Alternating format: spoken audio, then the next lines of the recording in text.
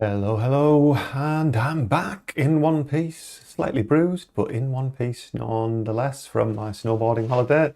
So it's been 2 weeks with no live streams. I would like to say I've done loads of work in between on this game, but I haven't. But I have done a couple of bits and pieces since the end of the last live stream.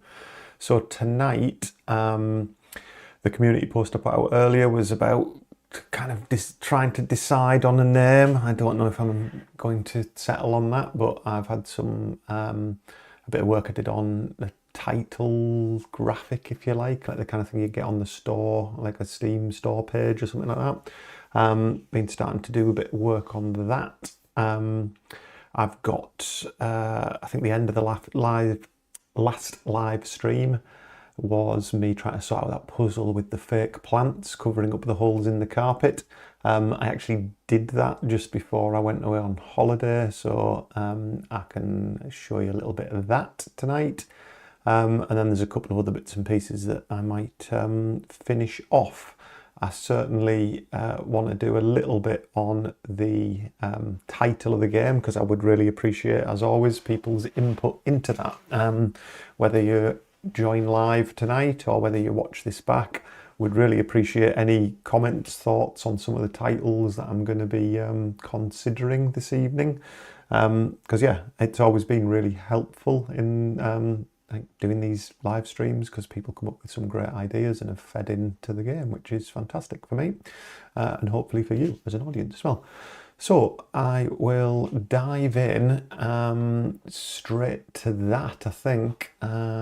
So let's just, I've had this computer set up doing something else, so I'm hoping everything's still lined up. Oh, so this is where I was when I took that little screenshot of Clive surrounded by multicoloured carpets.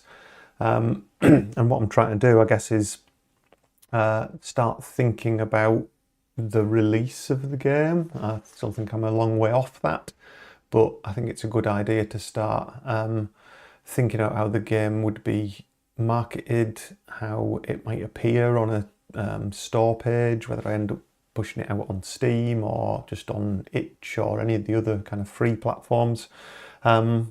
Just thinking about, first of all, what the hell I'm going to call it. For a long time, it's a lot of the files are named Remnant Land, and that's partially because the carpet shop and things that inspired some of this was called Remnant World, I think, or Remnant Land, I can't remember which it was, in my hometown. And I thought there was also something kind of nicely connected in that title, because the story of this game, as daft as it is kind of a little bit about the remnants of the carpet industry, like the older guys who used to work in carpet shops and still have a fond love of carpets and a dislike of hard flooring, all of that silliness that's in the game. So like Remnant World or Remnants or something like that was kind of a clever but relevant title on that. But then starting to think about marketing it, starting to think about putting a title out there that people might see and think, oh, that's interesting. It doesn't want to be too, what's the word? It doesn't want to be too difficult to understand what that is about. So I started thinking more simpler titles, things to do with carpet. I've even done a bit of searching on Steam for things that are called that have carpet in their title. I think I did that the other day. So let's quick look on Steam. Just trying to think about if I do decide to launch it on Steam, which I probably will. Again, so I can go through the process of that on this live stream, because it's it takes a while to produce all the graphics for a page. So let's just look at Slay the Spire, for example. Like having to create all of these graphics for your store page, you have to have a video, usually 2 screen grabs from the game, which is easy enough for me. Good evening, Chris. Hello there. Some of the things that you have to do to prepare a Steam store page, there's a lot to consider. And of course, the name of the game is like one of the biggest things to consider. So when you search the store for something like Remnant World, there's a game called Remnant, which would be coming up first. And I'm not trying to just jump the queue here, but I'm just thinking of other things that might be. So Remnant World gets Remnant World. Yeah, so there's no things, which is good, but will people remember it as soon as you put carpets in? I'm gonna have to turn that audio off. I can hear that through my speakers. Like if you search for carpet, I think there's a game called Carpet 101, Carpet Bombing, Carpet Tracks. There's 4 things on Steam with carpet in the title. 5 if you include Sherlock Holmes, The Mystery of the Persian Carpet. So like carpet as part of the title is probably a useful thing, not only for the fact it's about carpets, but that it's also, it kind of stands out a little bit. One of the things I thought was something like snappy, and something that I think I tried out in Photoshop. I've got a few things I tried out in Photoshop that, let me bring that up. So yeah, I was starting to add some of the other bits. I'm going to work on this a little bit more. But we had, I was thinking of like the title Prince of Weaves, like Prince of Thieves. And I had kind of King of Carpets at one point. Something that's kind of quite recognisable, short, a couple of words, something that would be easy to search for, something that's easy for people to type, all of these other things that pop into my head once I start thinking about actually pushing it out there. And then I kind of thought a little bit more about carpet, the carpet cult. I didn't want to give away part of the main story about this kind of shadowy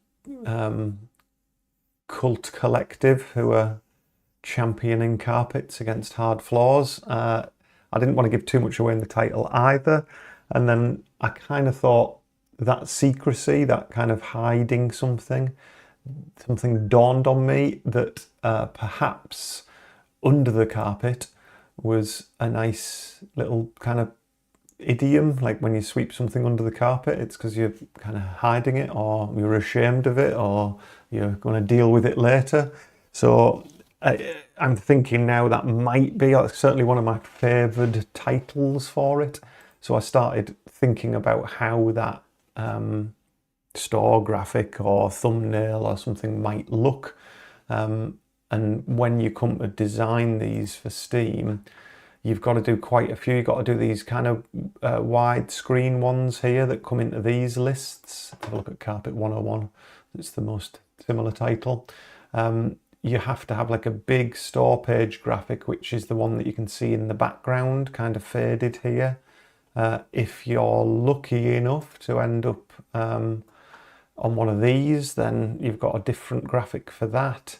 You've got square ones for these that are cropped in versions of others.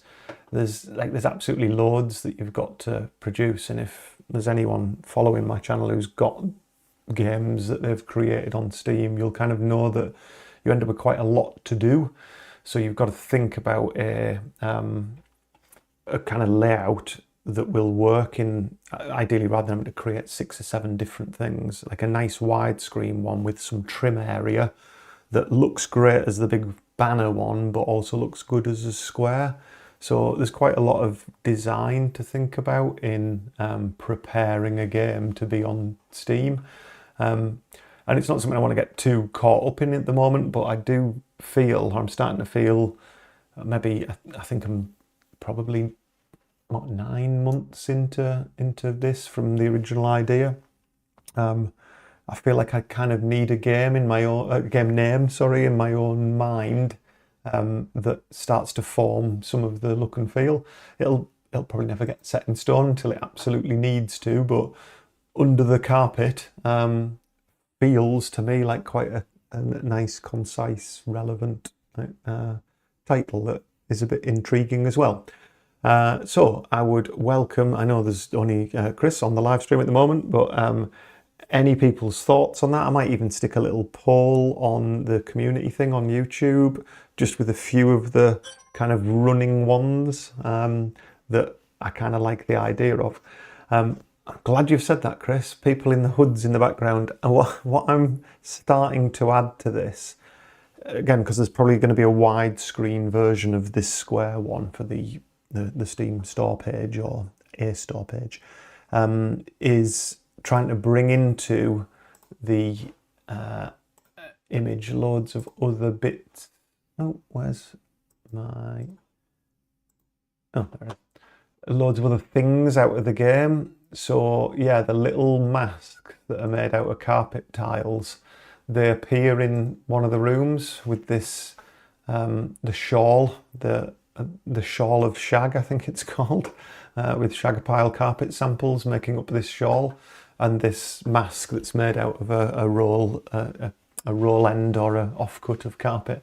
So I think some of those things, some of those elements are going to be in the background as well, and perhaps Tyler and a couple of other things as I build up this image of some of the stuff that's in the game.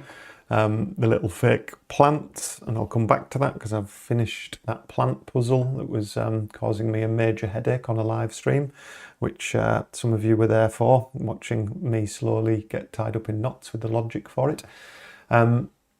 And some of the other bits and pieces that you would see. So there's like the racks of carpets, I started adding those in. These are all just being kind of copied out of different scenes that I've already been doing. You've seen these on the live stream. So it's starting to pull some of the assets that are kind of interesting little snippets of the game that would just flesh out that image. So would love to, in the comments, as this live stream will sit there pre-recorded for the next couple of months, just people give some thoughts on that. That'd be great, and I'll try and stick a poll up there or something. But what I want to do then is just start or continue adding some of the assets from other scenes.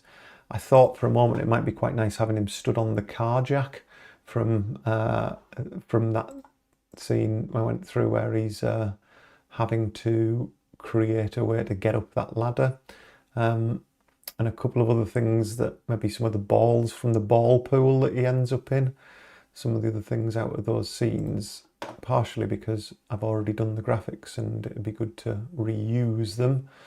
I wonder if what I might do, so I've opened the soft play one, so we've got all of these balls and stuff that were out of the soft play thing, so we could just create some of them as well. I think pop some of them around, so let's just create a new layer here called balls,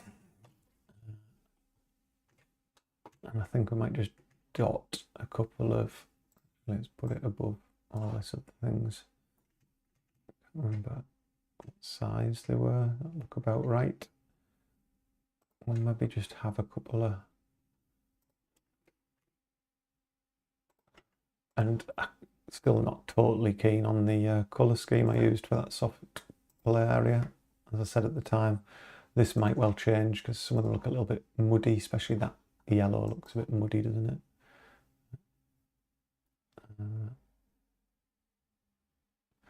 And the other thing I was thinking with this image as well, having that kind of the dark foreground elements coming over the front of it, which is quite like a specific style of all of my backdrops, that there's the foreground stuff is always there in black around it. So that might lead into that design as well, just to again make it more intriguing, the shadows of other things coming down.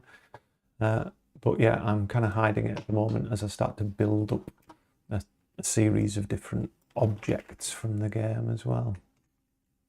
So what we want to do, just put a bit of shading on these. Where is the light coming from? I haven't really considered it. I've just started putting things together really. So let's something like that.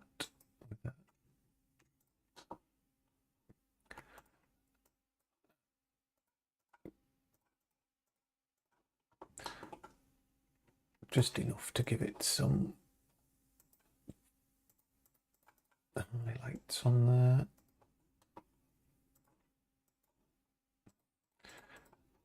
As usual, me breaking all the rules and just making up new colours. I'm not too worried about this cover art bit, if I want to call it cover art. It's going to end up in Photoshop probably, or something similar, to do the lettering. I thought about having the lettering as pixel art as well, but again, I guess if you look at, if I just put pixel art into there, I have no idea whether it uses it as a, no, it doesn't use it as a filter. I don't know if you can do that actually.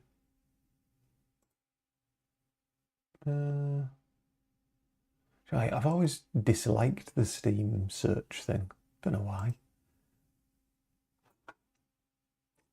But I'm not sure if you can do it by kind of style. I don't think there is a. But my point was, you'll see, I mean, just looking down the list, I know some of these are AAA games and things like that. They've all got very clear text, really easy to read. It's obviously be silly to have a title that you couldn't read at this scale. You kind of want that to punch through. So even if it's obviously a pixel art game, I think that it's important the title is really clear like that. And I'm working in Photoshop purely because it's something I've used a lot. So I'm kind of comfortable with doing text and effects and things like that in Photoshop. I'm absolutely undecided on like the color of this thing, because every time you change it and select a different one, it's like, oh yeah, no, that one looks nice. That one looks nice. There's just too much choice, but it really has to punch through. It's quite nice in that blue actually. We've got the kind of blue of the Flaws For You brand as well, might come into it slightly. I just want to make sure the text is, it really punches through from a distance. But yeah, there's too many choices for what colour that might actually be. It's quite nice in a light blue like that. It does stand out, but too many options.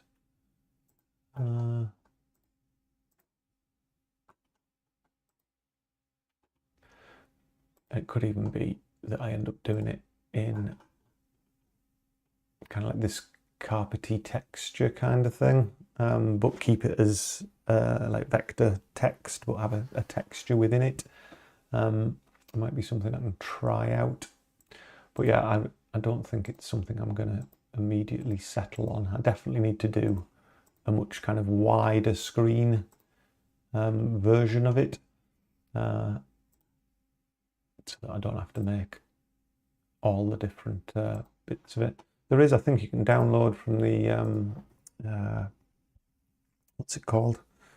I think it's the Steam Developer image, is it image pack?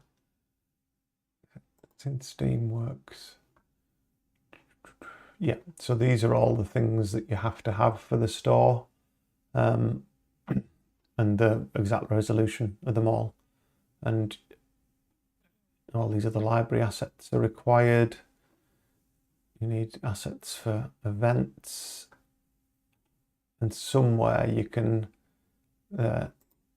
download templates for all of them. So it explains exactly what they all are, with Half-Life Alyx as an example. So you need your header, your small capsules, your main capsules, your vertical capsules, screenshots, videos, page backgrounds, like all of this stuff, you've got to provide it. So the way that I did it for Polycity Stories, maybe I've got that actually. Let's have a look, see if I can find that. Bum, bum, bum.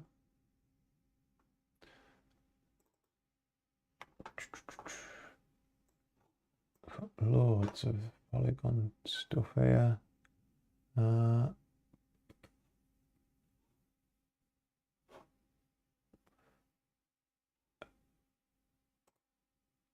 be done. Steamworks stuff in there. Nope. Nope. Marketing. Meta ads, Steam. PCS art.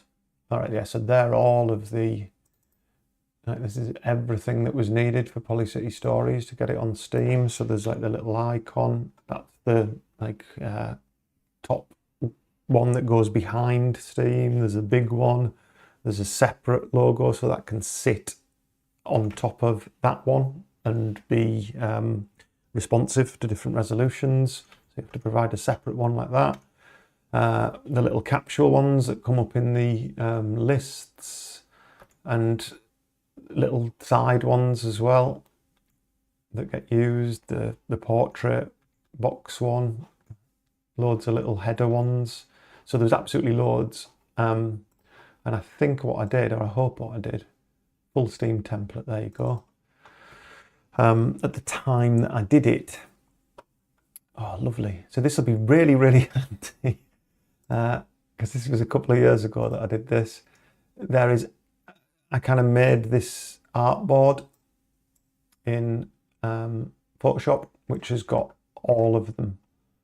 So I made this master game artboard and then used that asset across loads of the others to make up like the header capsule, the vertical capsule. So I'll be able to use, whoops, if I don't mess it up, I'll be able to use this template again to just streamline all of that, because yeah, you've really got to think about every size before you just go ahead and make it. And the other day I kind of just got ahead of myself and thought, oh, what's it going to look like? I want Clive with his arms open and carpets coming out behind him, and just started kind of mocking that up. But I thought it'd be worth showing you that, talking about these things on the live stream. I know a lot of devs who do this stuff, you never really see the hard work that they all have to do to get that thing onto Steam. So I'll come back to this, I think, at a later date and show you how that has developed out into a set of graphics for Steam. And who knows, I might actually fix on a title for the game. So we'll see.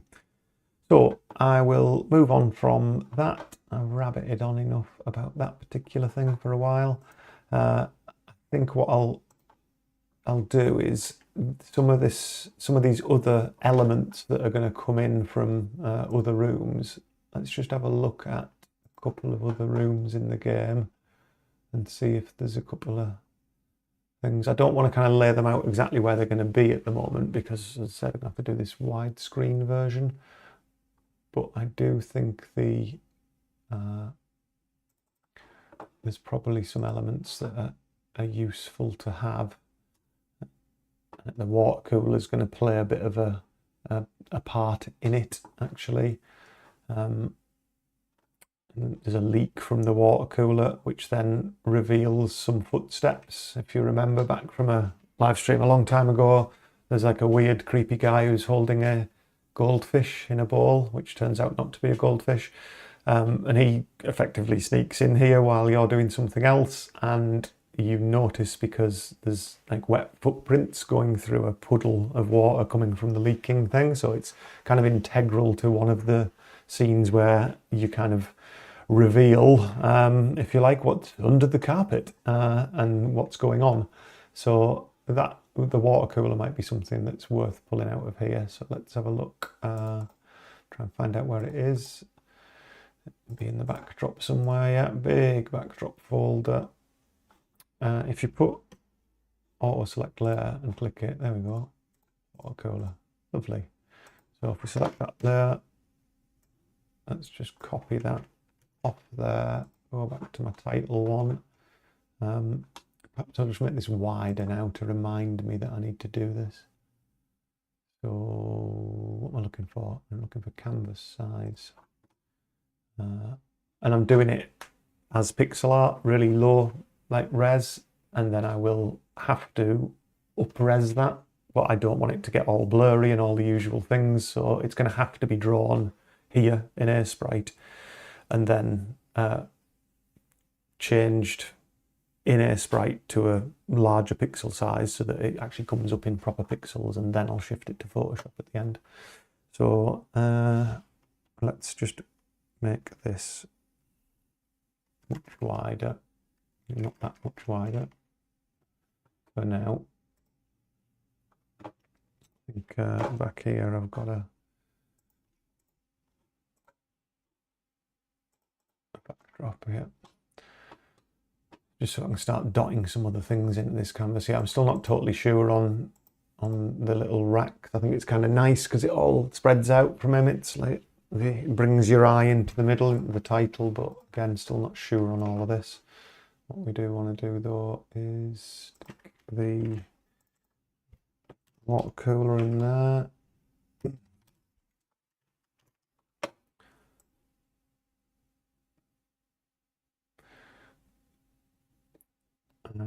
And yeah, as soon as I've put that in, it's like, oh, it's quite an impactful thing, the water cooler.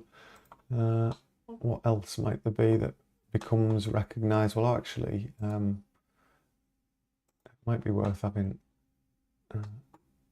Larry the Lino Lizard. I think that's what I decided to call him. The Lino Lizard. There he is. Let's have him. They're just all interesting things that kind of show up in the game. It'll give that store page graphic something for people to go, oh, that looks fun, or something to just grab the attention of people. And it looks weird facing that way. I know it faces that way, but let's just flip him. Kind of looks weird that way as well, but at least he's looking in. So yeah, I'm just going to start collecting kind of game assets in here as we start to build that up. The checkered floor, I literally copied and pasted it out of the other one. I think I'd have to redraw a checkered floor if I'm going to do that. Let's name that.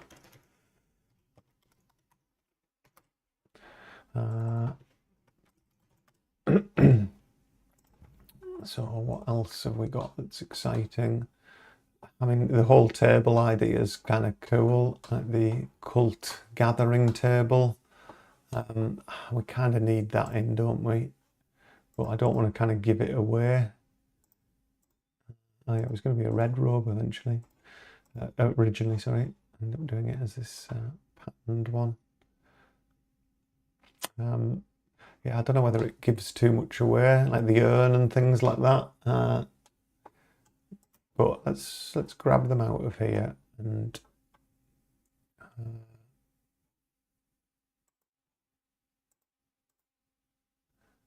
because that whole shrine area could use. And I like the idea of kind of, I guess, celebrating the fact I managed to draw all this pixel art over the last few months. So I think having some of this front and center in the, in the kind of cover art is worthwhile. Fine. I realise what I've done here. When you paste things in Sprite, it doesn't create a new layer for them. So Larry, the same layer as the cooler. So let's just cut him off there.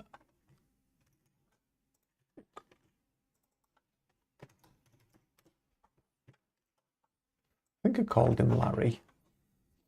Questioning that now. Let's have a look. Let's go to Unity. Open up the shop floor.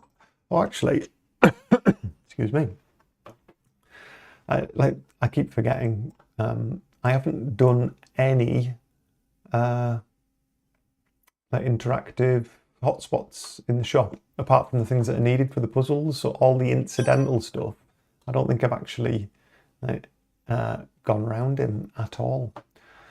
Have you decided on a name for the game? I'd say, Chris, at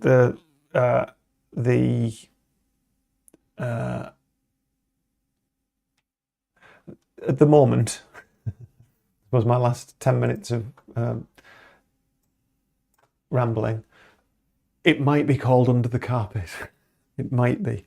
But I'm not totally decided yet. That first bit of this live stream it is really all about me trying to decide what it's going to be, and there's still some other things to do, but I'm starting to get drawn to that as a name. But yeah, any advice, any thoughts, any other submissions from people, by all means, like, do that. Stick it on the comments on YouTube. That'd be handy. So yeah, I don't think I ever officially gave Larry the Lino lizard. It was, in a way, a nod to Larry and the Lounge Room Lizards, which was a Leisure Suit Larry point and click game from many years ago. Yeah, that's why I kind of thought Larry was a good name for the lizard. So I'll just collect some other bits and pieces, I think. Let's just hide that checkered floor for now. I think having the little mask there's a good little nod, but it's not obvious what it is at that scale or in that direction. Whereas if I put the whole stand there, it might be a bit too obvious. I think I'll probably want to get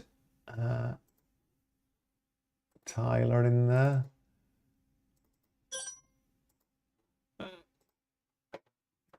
Tangled threads, that's a good one. Yeah.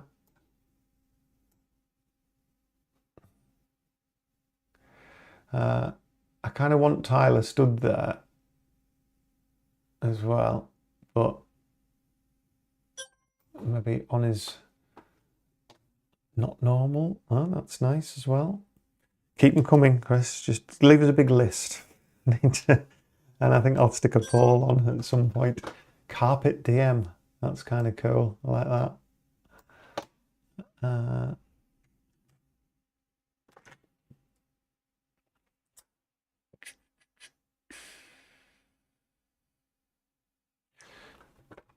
I'm wondering whether having Kyle in there.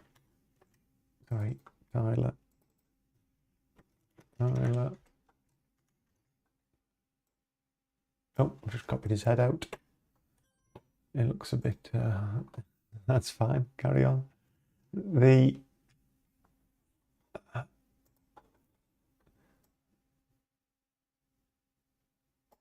I'm there with his... in that view.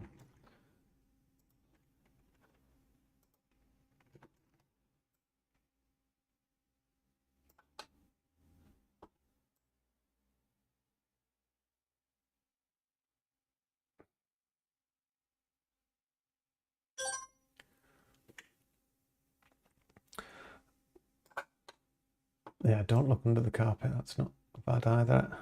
The whole under the carpet thing I kind of like, because it's like a phrase or an idiom, or it's something that quite a lot of people recognise as a thing. Under the carpet, like anything that's been swept under the carpet is something you didn't want people to know, and that's kind of what the game's about. So I think that it's fairly strong for that reason. It feels like that's becoming one of my favourites. What I kind of want is, I want something that would be funny or related to the game, like at that floor level. And I think it's going to have to be one of the... I have to redraw something from here, possibly a FF floor like logo at the bottom. Yeah, I do like under the carpet. I'm going to muse on it a little longer, but it is kind of, when it came to me the other day, I thought it's nice and short and sweet, and it kind of fits nicely on something like that. It kind of looks about right. Yeah.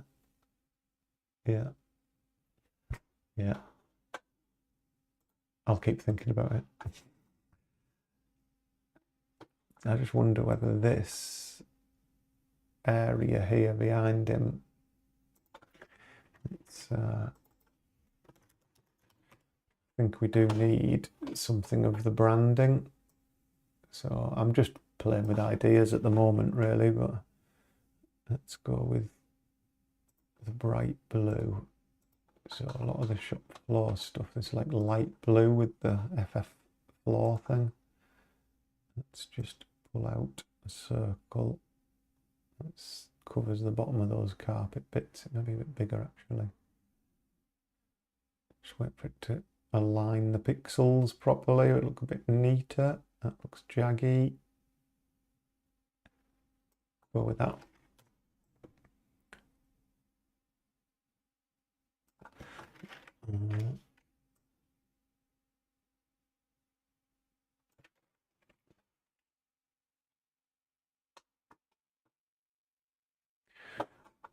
So I'm just thinking of ways to do shading behind it. Just hide Clive for a second.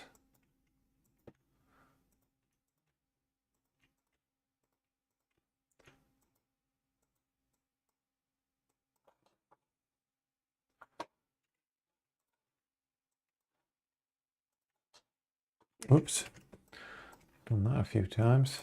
Holding shift, not working. Hide that plant. Plant. Can't see it because it's up there. Plant. So we'll do that FF thing. Yes, no, it's a good point that it is a bit yeah, like hospital tycoon-y, isn't it?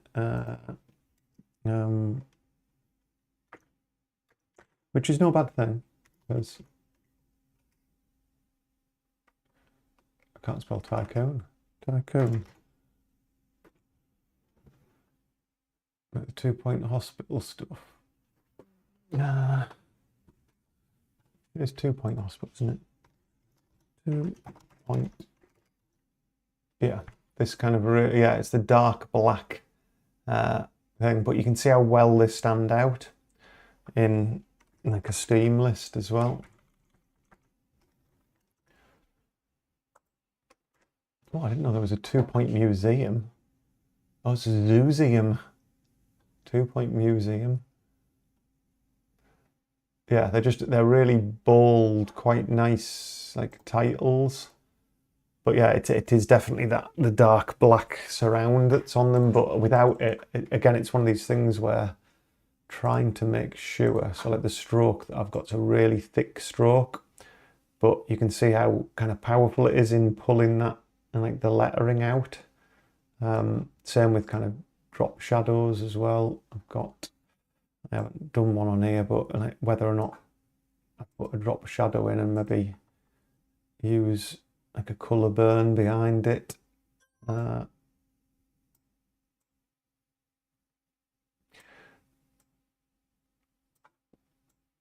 mean, there's loads of other ways to really pull that out into people's vision, because when you look at it at that scale as like a thumbnail, even the under there starts to be difficult to read.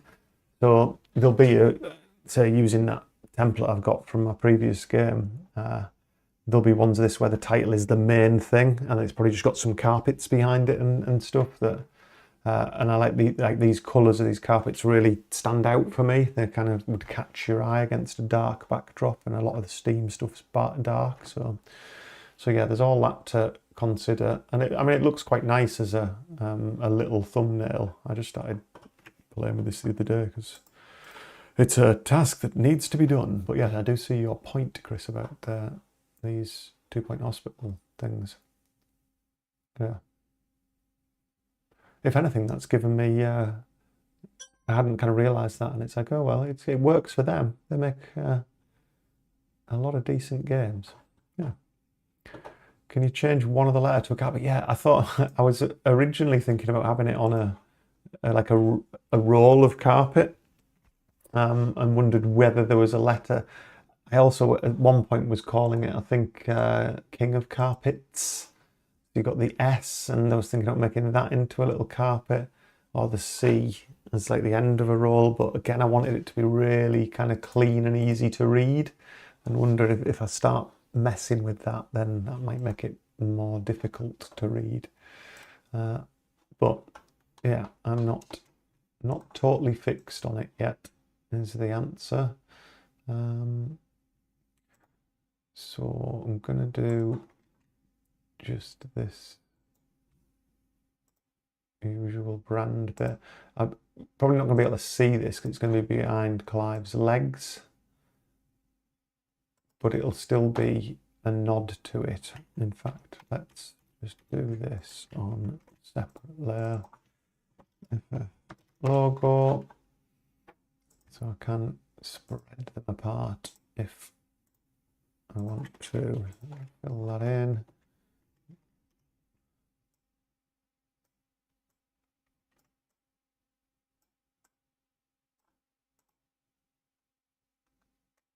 It's different every time I bloody draw that F. But for the purposes of this, it is fine. Whoops.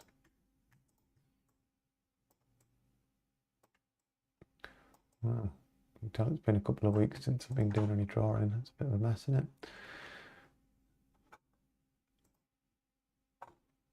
So I'm just kind of trying to do a nod to it so that, again, if people have played the game or have played it once and they see it, that it's kind of also fondly reminds you of some of the aspects of the game as well. Just pull down some of these coloured areas there. Just put a highlight on the top of that.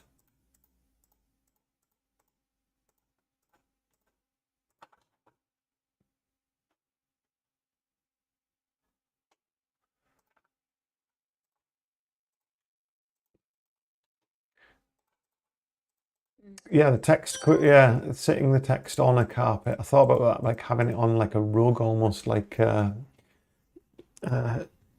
like a magic carpet, like a rug coming out into the front of the screen. So it would, yeah, there'd be like a rug coming out this way. And it was when I kind of decided to curve the text a little bit like that. It's just got like the Photoshop default. Well, it's not default. Oh, I don't know where it is now. Text tool, curve. Yeah, it's just on like an arc with a little bit of a bend in it. Oh God, I think some weird graphics glitches. I wonder if that's because I'm streaming at the same time. I just found that the upward bend, it kind of just works nice with his arms out. It's in the opposite direction of his arms. But because it's got that slight bend in it, it opens up this space for some of those items, some of those things that will be like from the game. I'm going to link them two together. Layers, because there's going to be like versions where it needs to be like full screen, and it would sit nicely under his chin as well, so his face is still like key to it.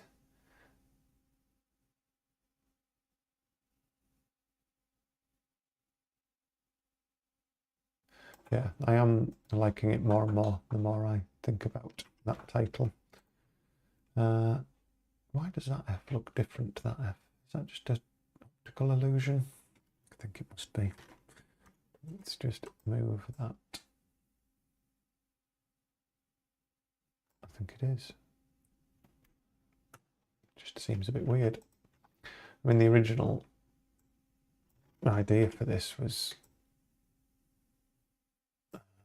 like flaws, are you, or flaw, and I changed the name of it midway through because it didn't fit in one of the places I was trying to put it. So I changed it to flaws, are you, in the end. I mean, wherever this is, Clive's going to be kind of stood in front of it, but I think we get the idea. We've got the other guy, the creepy guy. Call him the creepy guy. He's not particularly creepy. Kind of is, I suppose. Fish tank guy. This guy with the fish tank. I thought about just having the fish tank on the floor because it's kind of a distractionary tactic in the game, the fish tank, and it turns out that it isn't a fish.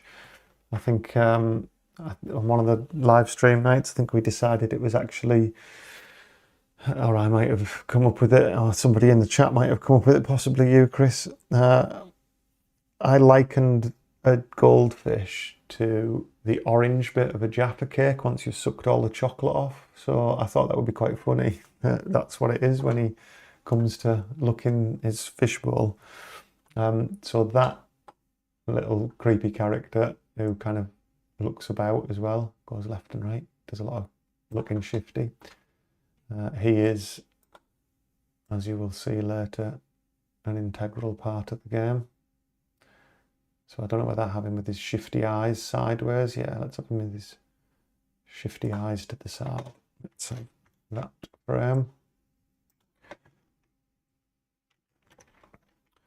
I won't necessarily use all of these characters, but I just want to get them into this piece of art. Then I can kind of decide what works, who doesn't. I mean, just having him hidden behind the thing, peeping through, would be quite funny. Move the fish guy behind the cooler and everything else. Oh, something like that. I think it's because it was being edited.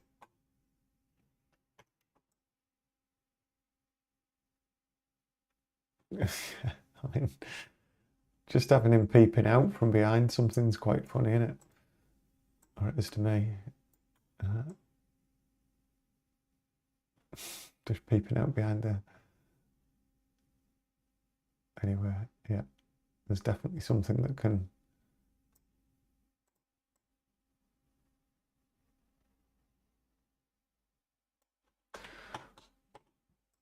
Yeah. You know what's really nice for me actually, when I start to pull all these different things together, all these assets that I've been drawing for months, it kind of, it's a nice trip down memory lane of all the different things that have been drawn.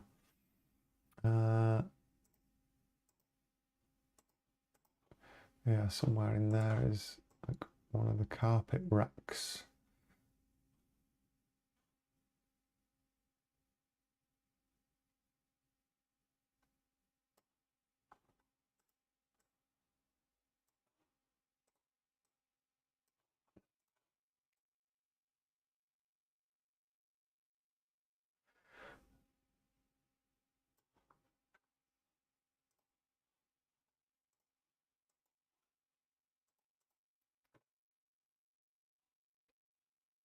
I think that probably end up being one of the photographs of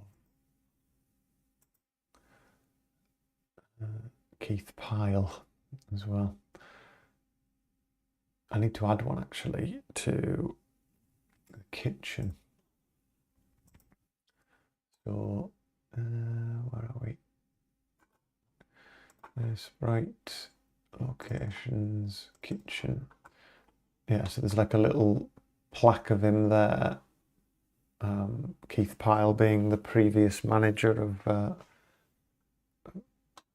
Laws for You, and integral to the cult of the carpet people. But that, I think, could be something that's also on here. There's like a picture of him somewhere, probably part of it. That plant might be better positioned kind of at the back. Now we're starting to fill in some of those details.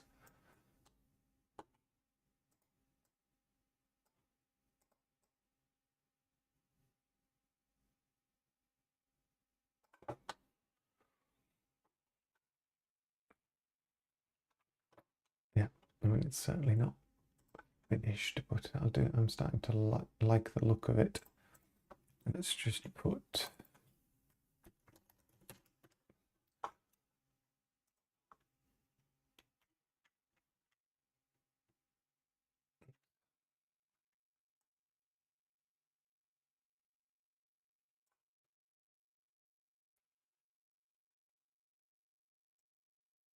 what I'm doing is just putting some black behind these. You can't see it because it's on the black. Just putting a little drop shadow behind them, and then we're going to make it semi-transparent so that anything else that goes behind these is kind of in the shadows, which suits this guy because he is one of the shadowy figures.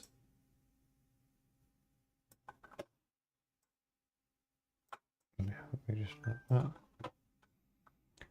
And then just pull these back to be, so then he's kind of hiding in the shadows back there.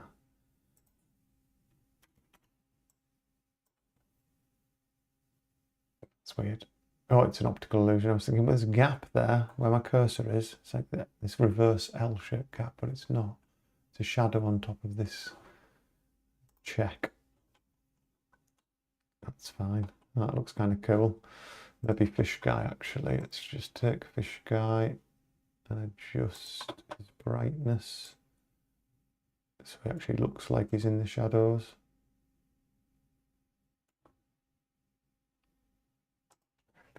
Change.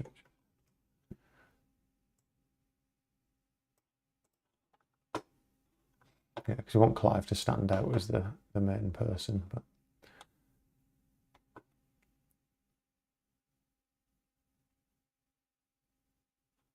yeah, it's starting to become like a nice collection of things.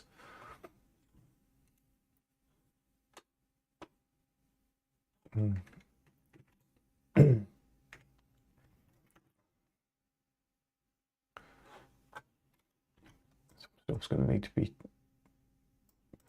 tweaked, the size of certain things. Larry needs to go behind all of them.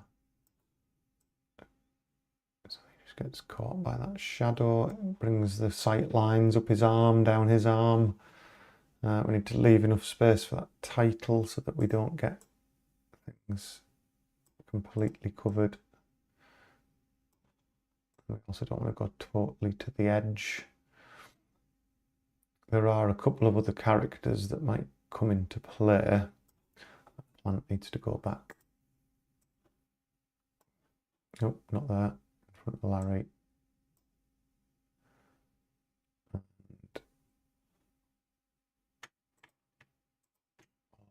needs to come down to there.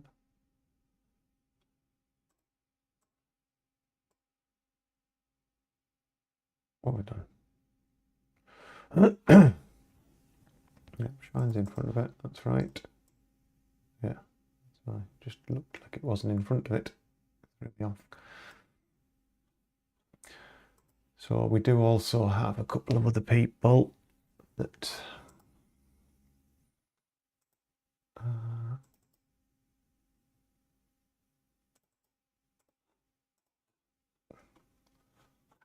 just in time, the delivery driver.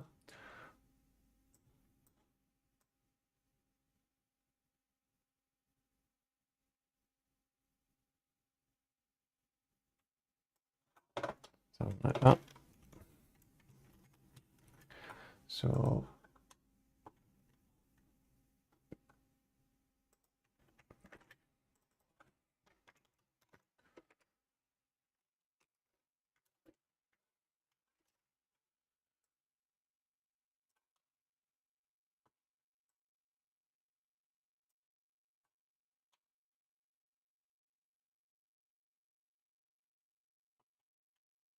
thing is, if I scale, because sometimes it's like, oh, we could do with it being just a little bit shorter. We're dealing with per pixel, so it ends up looking a bit weird if you squish him.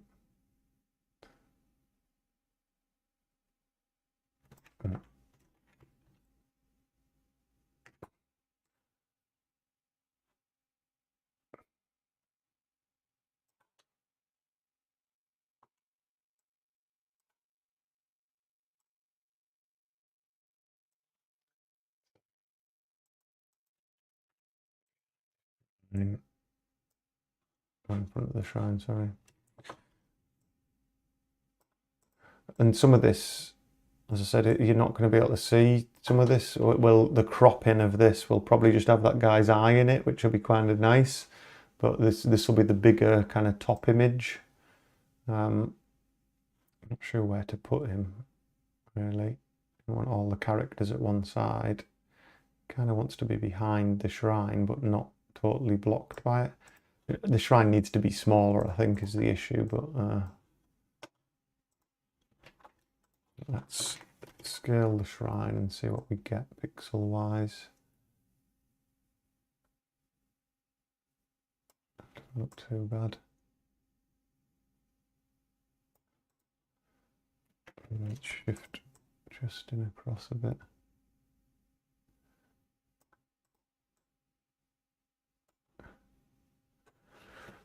Yeah, it's starting to come together all right.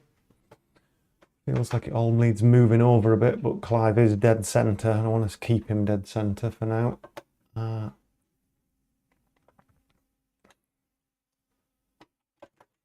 So let's just give that a save before we go any further. Yeah, it's slightly off balanced because these should be out here really.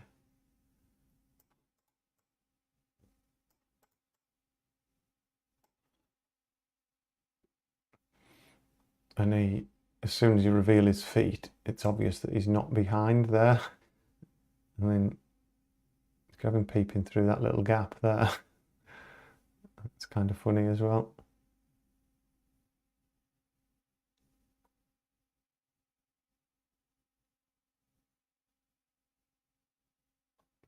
I might leave him there like that, actually. That looks kind of funny.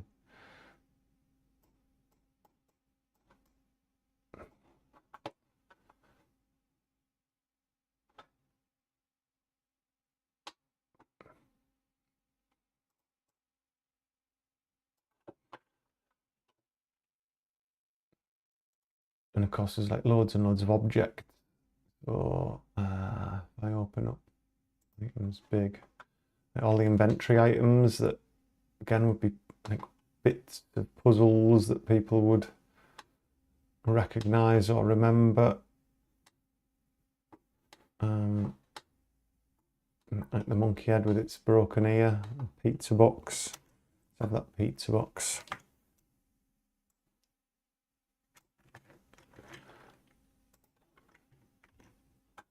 Oops.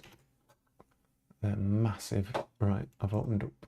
So instead of opening up that one, items big, items big. Did I not keep a version of the items that wasn't massive? Possibly not.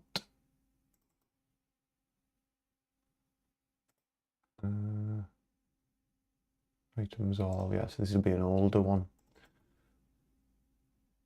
Yeah, it's because I realised I needed these much bigger when you drag them out of the inventory. Let's just go to storeroom. No, not the storeroom because it's dark. This. Going back a while now, a couple of months ago, realising when you dragged in the middle of a cutscene, it's not helpful.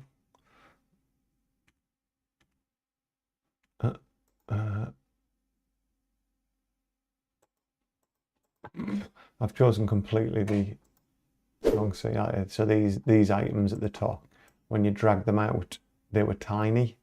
When you dragged them out, you also had to make all of the assets twice the size, basically, so that when you drag them out, they were still big enough on screen and weren't absolutely minuscule.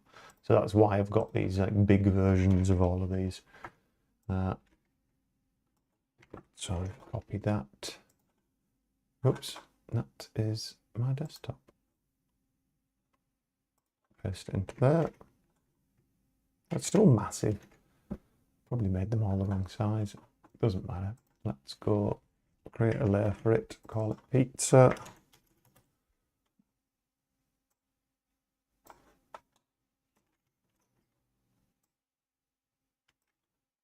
Scale it down, see what we can get away with. It still looks like a pizza box. Belongs to Tyler, so we should put it with Tyler, really.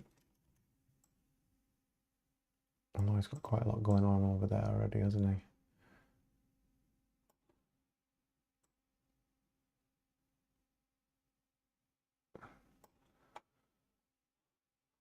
Pizza in front of Tyler.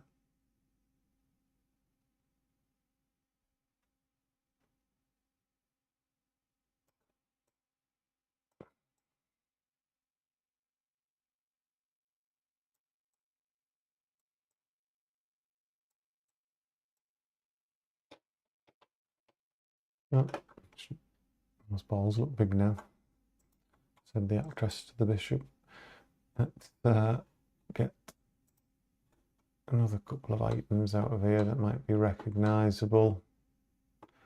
I don't think there's anything. I mean, the monkey head's definitely recognisable, but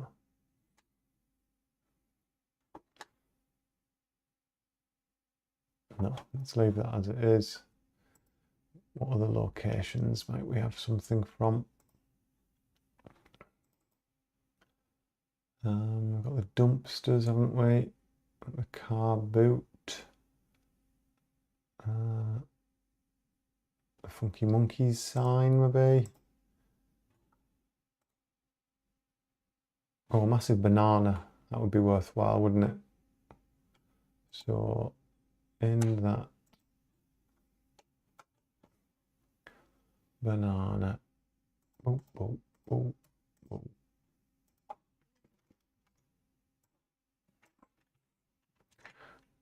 Again, these are all things that when someone sees the store page, it's like, why is there a massive banana? Who's the lizard? Like, we're hoping that there's something in these images where people go, oh, what's that? And they click, basically. A bit of visual clickbait.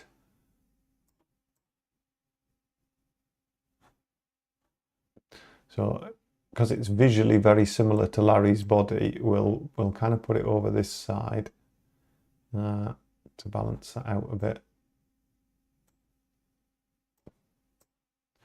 Not sure where it's going to go, or which way up it's going to be, but seeing where it feels right.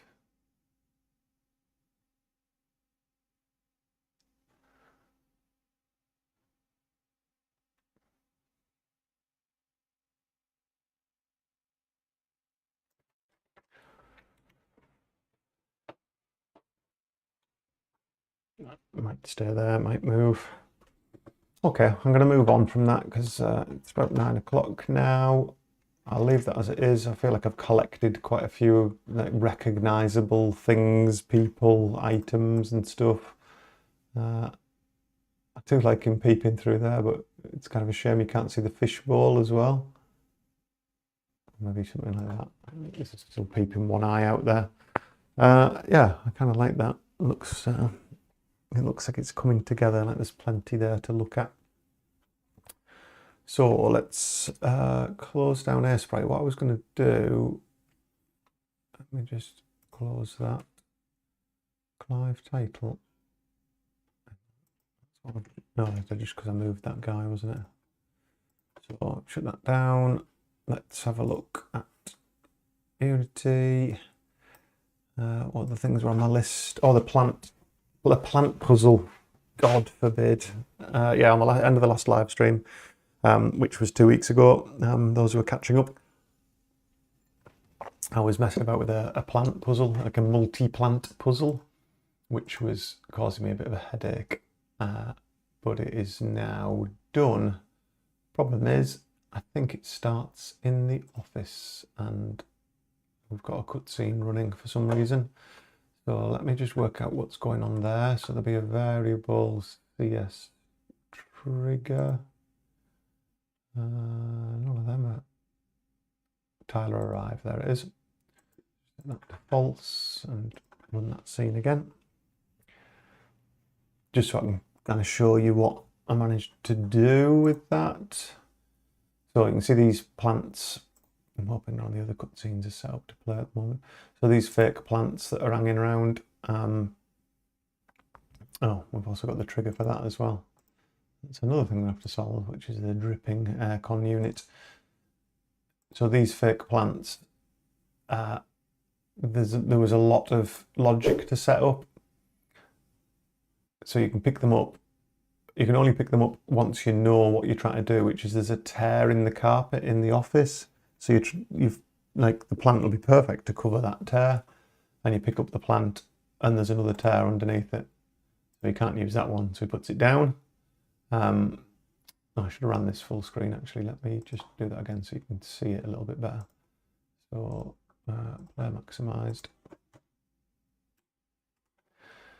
So it's to do with this ruined piece of carpet. I need to try and cover that ugly tear up with something. So he's in the second phase of the puzzle at the moment, where you've already noticed the tear. He knows that there's a visit coming to check out the store, so he's trying to get the store looking shipshape. As soon as that cutscene finishes, he now turns to that and says, I'm going to have to deal with that ruined bit of carpet. So he now knows he needs to try and cover it with something. So when you look at that plant in the other room, this plant, or even the plant that is in the storeroom, what I'm going to say, I can't remember now. Turn the switch on. Yes, there's a plant there. Yeah. So it doesn't matter which one you go to first. The first one you go to will say be perfect for covering up the carpet tear. Picks it up. Would you believe it? Someone's already hidden a tear with this one. So that one's already hiding a tear. Can't use it. Puts it down. So click it again. That's no use. There's a tear in the carpet under that one. So all the logic for that is done for all of the plants. But it doesn't matter which one you do it with. I wanted it dynamic. So you get the second one. What are the chances? There's another tear hidden under this one. I can't use this one either. And he puts it down, and then the logic's changed. That's no use. There's a tear in the carpet under that one. So the third one, whichever one it is, will always be fine. Picks it up. Finally, I can use this one to cover the carpet tear by my desk. So they're all set up. Oh, I haven't removed. No, bug. I haven't hidden hotspot. Hotspot hide in shop. Yeah, I haven't hidden the hotspot there at the end of that. So now you've got it in your inventory. You've got this fake plant, which you can, I haven't put any investigation things. So these ones also, I haven't tested this. Hopefully, I've had enough of lifting for plants for today. Yeah, so because you've got a plant in your inventory now, you can then drag that out, pop it on top of there. I should hide that ugly tear nicely. And down, and there you go. Perfect crime, hides the carpet tear nicely. So that setup, it was absolutely doing my panning on the night I was trying to do it on the live stream. I could not, for the life of me, figure out how to do it. I did it 2 weeks ago now, just before I went away on holiday, but I got it done, and I'm glad, because it was more complicated than I expected, because of course every plant in the scene, whichever scene you're in, has also got a tear underneath it, and that tear needs to be hidden independently based on which particular plant you're looking at, or which particular plant you're picking up, whether it's the first, second or third. So you've got like a tear and a plant. So if I hide the plant, there's a little tear, and the tear is also a separate graphic. So that's the same for all the plants, so that I could toggle all of that on and off. The lengths I went to for that puzzle were, I mean, hopefully it's fun for people, and it's kind of, it works in a way where you don't know which one to use, but you have to do all three, so that builds the humour that there's a tear under two of them, and it doesn't matter which order you do it in, otherwise it might not have worked, the joke, I suppose. So shall I have a quick look at, just for information, how did I do it? I can't remember. It was 2 weeks ago. So we had a variable called puzzle plants. I think that was just, yeah, and the number of plants that had been checked. So I was going through and counting the number of plants that had been checked, and then just setting whether you were in the middle of doing this plant puzzle, I think. I wonder what I did in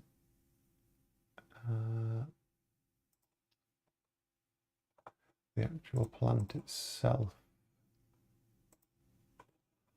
It's up here on my other monitor, another monitor up there.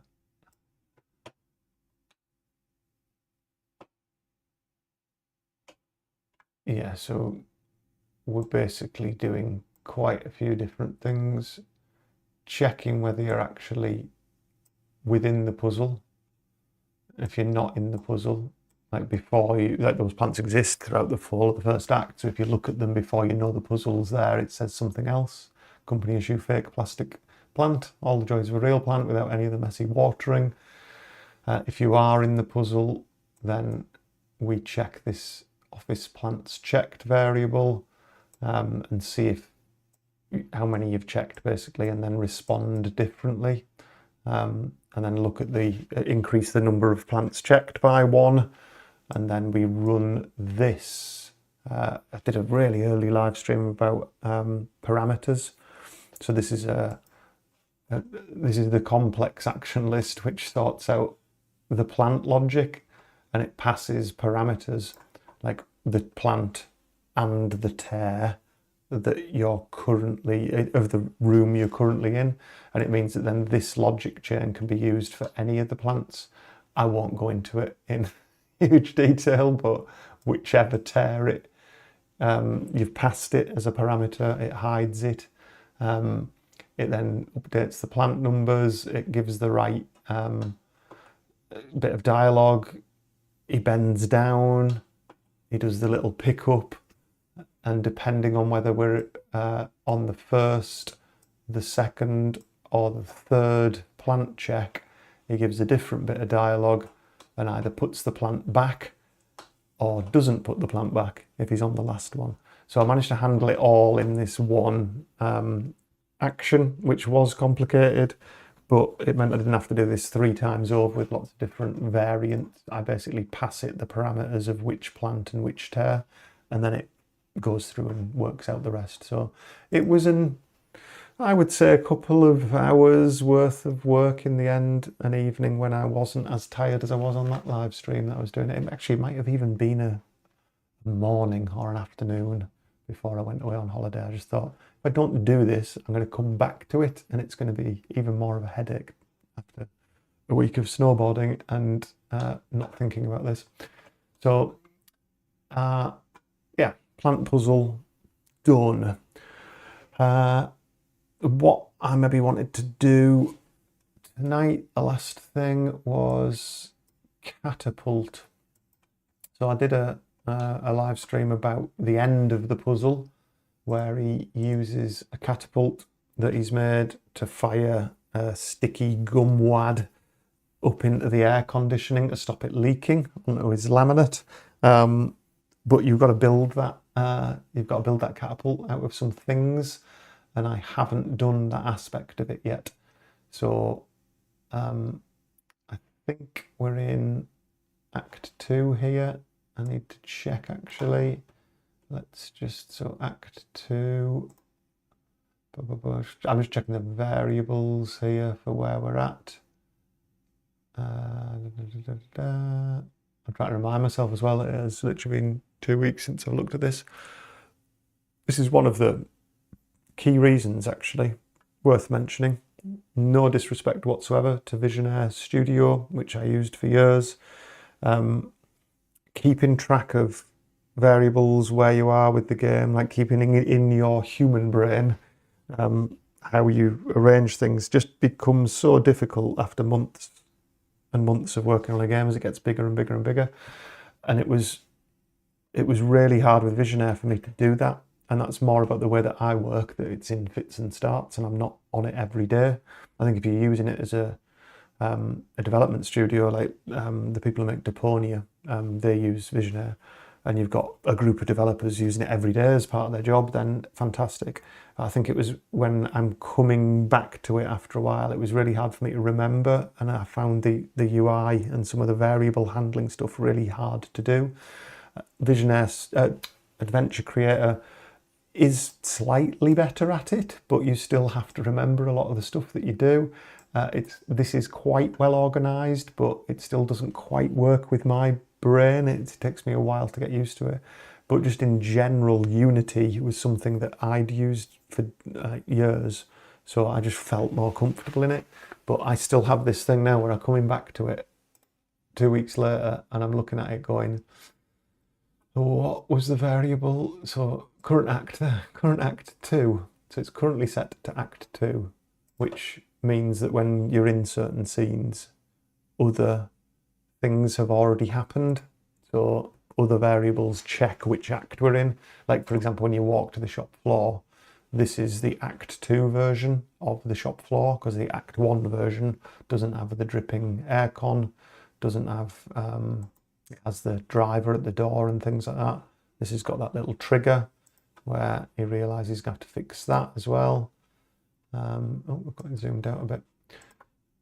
So he's going to have to fix it. Yeah, so this is where he realises that he needs the catapult, and we're going to get all the way up there. So it looks like it's got a hole in the side. I need to try and plug it with something. How am I going to reach all the way up there? So that's the instigation of the catapult requirement, I suppose. So I haven't got it at the moment here. I've got some other stuff in my inventory that shouldn't be there. Oh no, I've got the loaded slingshot. So that's the complete slingshot, but it's made of this Y-shaped bracket, the kind of thing that you get on a shelf. I used to work in a supermarket. There were like these Y-shaped brackets that held on shelving things. So there's a box of them in the storeroom, a really thick elastic band that is around a carpet, which I think is in the storeroom, but I might change it to here actually. So we move those two items apart. The wad of gum, it isn't drawn yet, but it was going to be under the corner of the desk. Like Tyler had stuck it under the desk or something like that. So you need to gather those items is what I'm getting at, and combine them to make that loaded slingshot. And then this bottle here is, oh, it's not rendering in the right order. It's gone behind him, it should be in front of him. Bottle of maple syrup. And that's going to make it one of Tyler's 5 a day. 5 sources of refined sugar. I forget I wrote these lines in dialogue ages ago. So I also wanted to do something where the chewing gum's kind of dried out. So it's another step where you've got to add the syrup to the chewing gum and get it really sticky, so that then it sticks in the hole. Yeah. So those elements of it need doing. So let's fix a couple of things. First thing to fix, which I'd nearly forgotten, was in the shop we had an issue with that hotspot. So shop floor, Act 2. It is Act 2, isn't it? Yeah.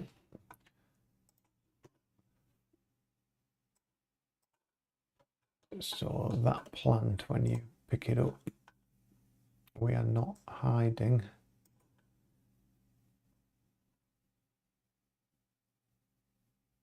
That might have actually been, so we've got remember visibility on. It might be an error in, yeah, it'll be an error in this main thing. So hopefully we can fix it once and it'll fix it for all of them. So would you believe it's somewhere over here? So it's on the last one.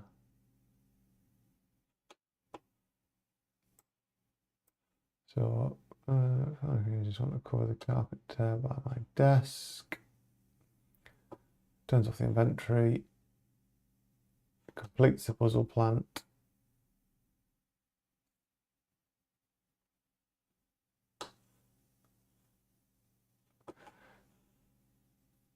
Yeah, that one's adding it to the inventory. I'm trying to remind myself where everything is. That removes me bends down, plant visible. Yeah, so it's not, I'm not removing the hot spots there. Am I doing it in here?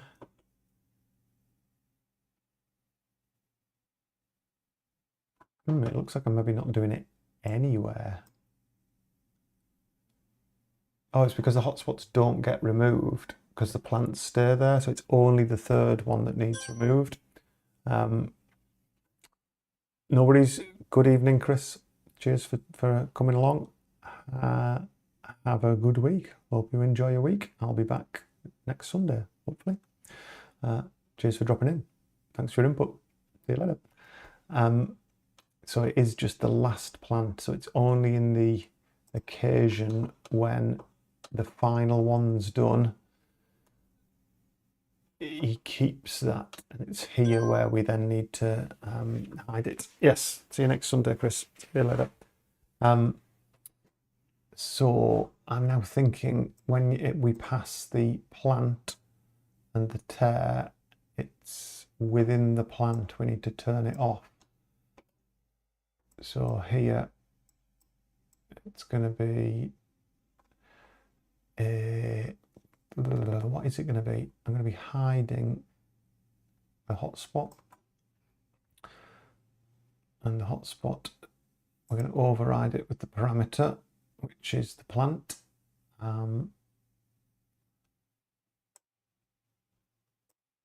Sorry, we're going to enable or disable it. Override with the plant. We're going to disable the plant hotspot, but only on this if it's the third time thing.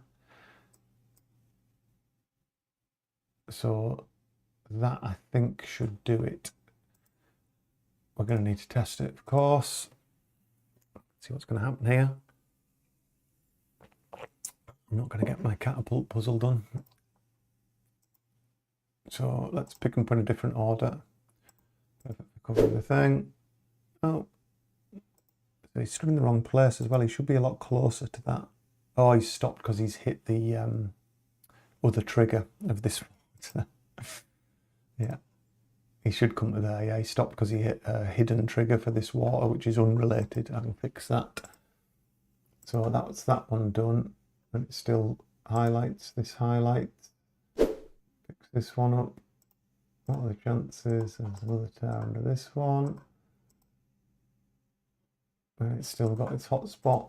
And then the third one, turn the lights on. Fix it up. And the hotspot's gone. Good. Yeah. And just leave here, come back in. I knew that was going to happen. So it's come back, and the tear is shown again. So why are they coming back? It must be one or two things. So either I've forgotten to put a remember hotspot on these. So let's go down to plant. Yeah, it's got remember visibility, but it hasn't got remember hotspot. So let's put remember hotspot on. It starts on, and same with the tear. Add remember hotspot. Save that. Go to the office. Do the same with the plant in there. So the plant. Yeah. Spot. I've got one. Oh. Plant office. Plant hide. What's that? What have I got?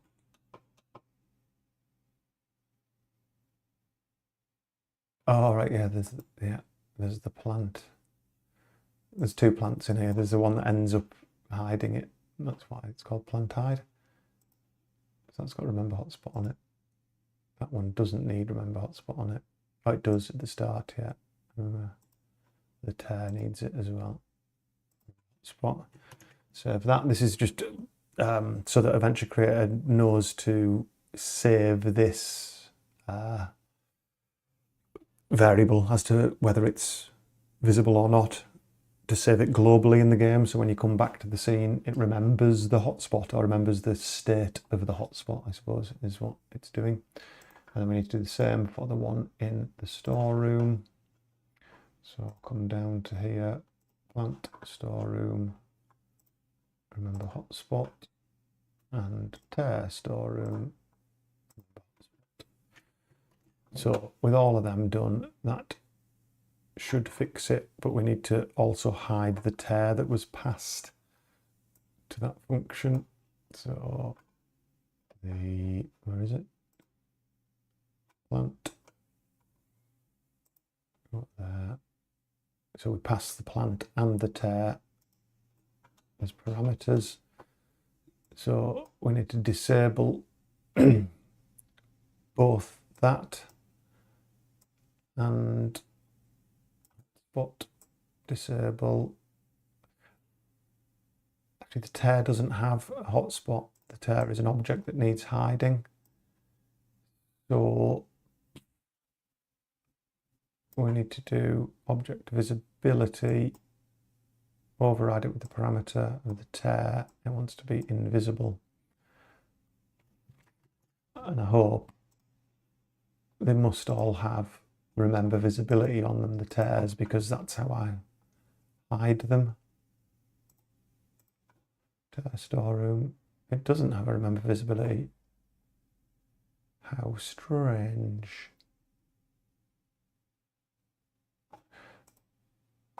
Because I just turn them on and off in the same action.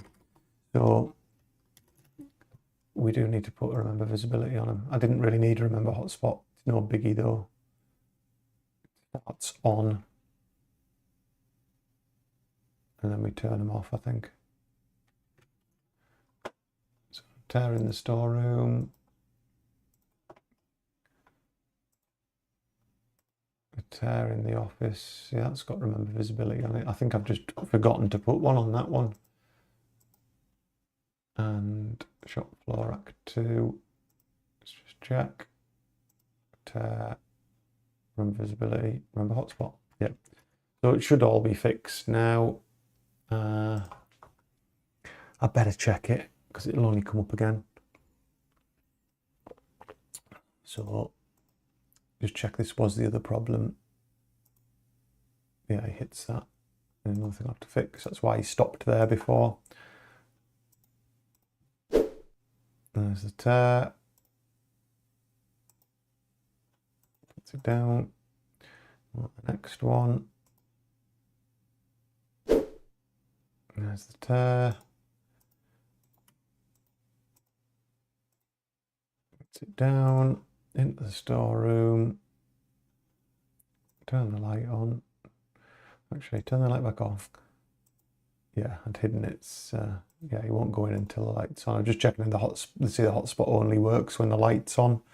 I went through that in a live stream about 2 different cameras. It actually changes cameras, so none of the items in the room are visible to the camera that is dark. Right, so the tear gets hidden, and its remember visibility should mean when I come back in, it's gone and the hotspot's hidden. Result! That only took 10 minutes, didn't it? And these shouldn't be pickable up. Bad enough for picking them up, but the one that's in your inventory now, actually, can you see that's all muddy and blurred? That's what I was talking about earlier on. That's scaling up a very tiny sprite. So for some reason, I've exported the wrong sprite for the plant. So I need to sort that out as well. Drop that on the ruined carpet. Should have that ugly tear nicely. There we go, and it goes out your inventory. So let's get back to the slingshot. The parts we need at the moment, both of them are in the storeroom. Storeroom's always a tricky one to work on because the lights are out when you click play. So it's that elastic band and one of these little Y-shaped things out of this box. Neither of them have got hotspots yet. I don't think. Let's have a look. I don't know if I drew. I will have done. It was big. Yeah, so you've got the gum, the elastic band, the Y-shaped thing, the completed slingshot, and then the slingshot with the gum. What I haven't done is the gum with the maple syrup. So I think I'll just do it like this for now, and I might add the maple syrup in later on as an extra step. So these items should all be exported in Unity. We just need to set up some hotspots for them and check that. I think I drew one sticking up, but I thought, oh, there's no point, it's a couple of pixels across. But that elastic band hopefully is on a separate, it's a separate item I'd already brought in. There you go, elastic band, lovely. Good job, Andy, you'd remembered to do that last time. So just making all this a bit easier to see. I'm going to just turn the lights off so we can see what we're doing. So that elastic band, I don't think it doesn't have a hotspot yet, does it? No. I'm going to add it to here. There's a hotspot 2D.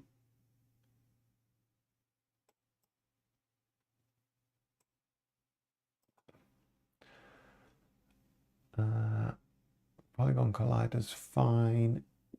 I just want to make it a bit smaller, so I reward people for going right over it, not just happening to be near it with their cursor. So, oh, that's weird. What's going on there? Oh, has it actually made it a donut? I didn't know it did that. It's punched a hole automatically. I don't believe that. I'm going to test that out in a second. Okay, well, that's fine if it does. So there's our elastic band. Elastic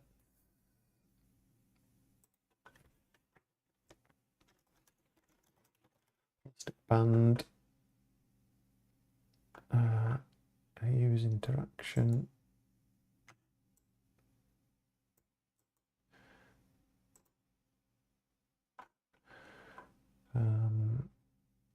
We need a walk to marker for it. Position that next to it so he stands next to it.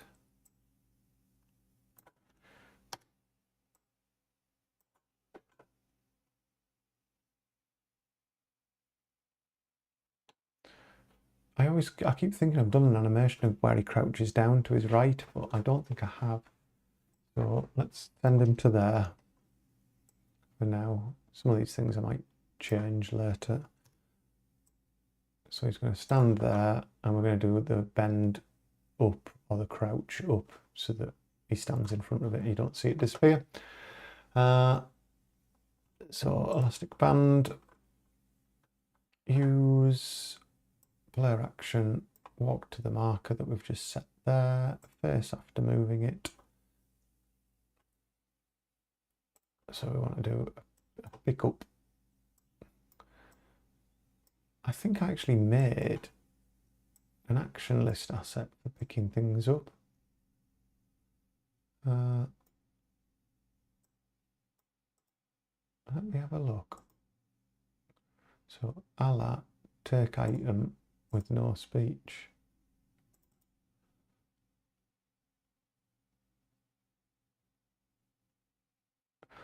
Yeah, I don't, again, I'm thinking back to quite a while ago where I kind of made some of these things.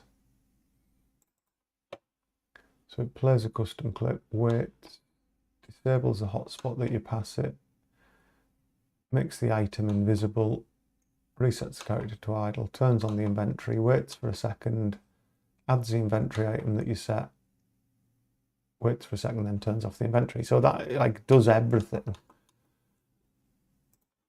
So if I do set parameter, let's change on. Good.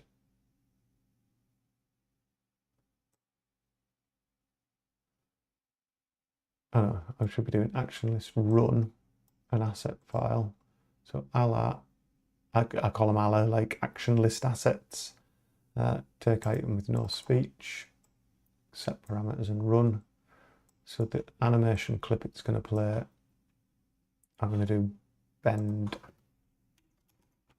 underscore U. It's capital U, I think. The item hotspot that we're going to hide is the elastic band.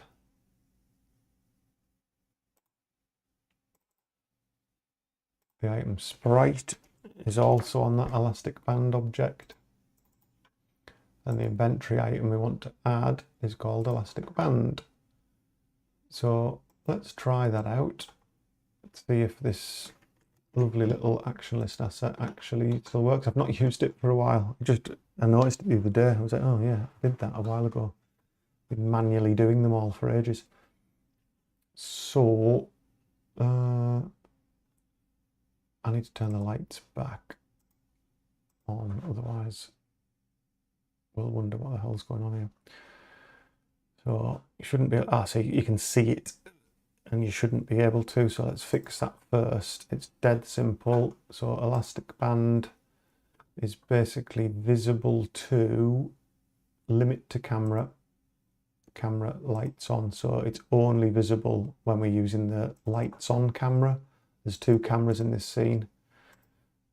Camera lights on, camera lights off, and it switches when you hit the light switch. So by assigning all the items to camera lights on, none of them are visible when the lights are off, and when you hit that switch, it changes to a different camera and hides the things, and then everything's visible. So if I go and collect the elastic band, he definitely got it. We heard it get picked up. We saw it go in the inventory. There it is. Pretty hefty elastic band. But he didn't bend down. So why didn't he bend down? Let's have a look. First of all, most likely thing is I've named it incorrectly. So bend underscore U. Let's have a look. Bend underscore U, that seems fine. So is it in here that it's wrong? Oh, see, we're adding the directional suffix. So I don't need the underscore U. I just need to call it bend. So it's basically been looking for an anim clip called bend underscore U underscore U. So I'll just call it bend.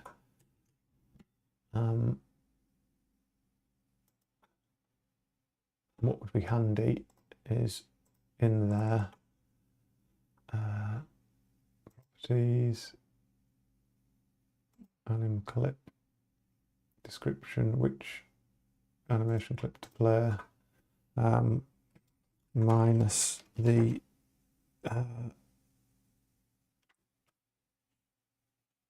direction. Just a little reminder for me next time, that will pop up. So let's check it out again.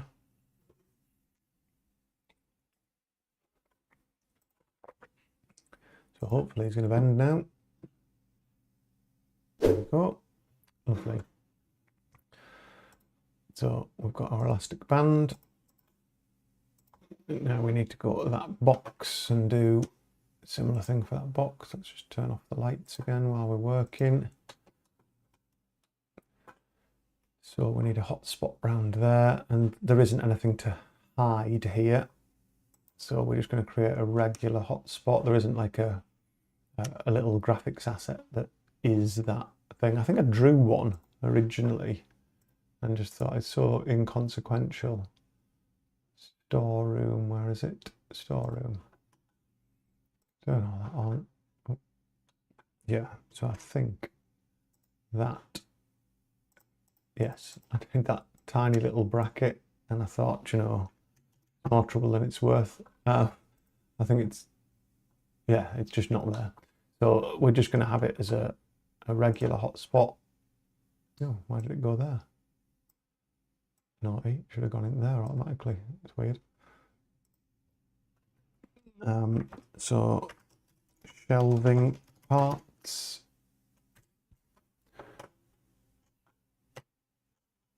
We're just going to position that over the box.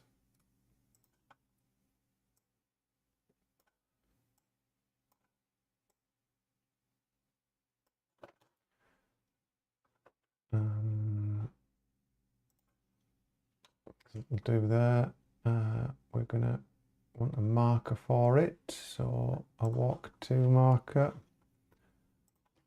Bring that down inside the walkable area, otherwise you won't get to it. Go back to the hotspot. So use interaction. The player to walk to the marker, face after moving, and the interaction. We're going to need a bit of dialogue. It's a big box full of shelving hardware. Oops, got shelving wrong.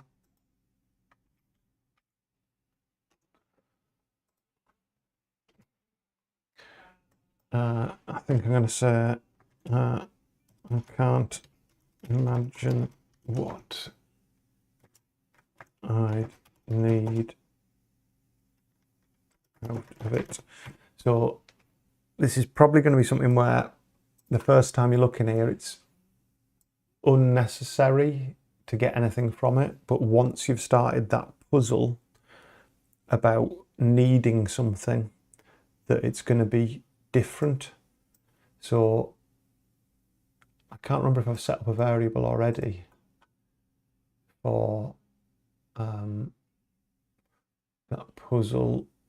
No, I haven't got a puzzle variable for it. I've got puzzle plants, puzzle ladder, puzzle big box. Yeah, what I'll do, I'll make this simple for now so I can kind of finish it in the next 10 minutes. But what I'm going to do is set up a new puzzle variable that he knows he's trying to plug that hole that's up at the ceiling. And then if you look at this box, once you've started that puzzle, he'll say, oh, I've got an idea. That could come in handy, and then he will pick up the actual piece of shelving hardware. So what I'll do is I'll have 2 of these. I'm going to leave one not hooked up at the moment. And I'll say, now one of those might come in handy. I could fashion that into a slingshot. And that's when he's going to get the item. So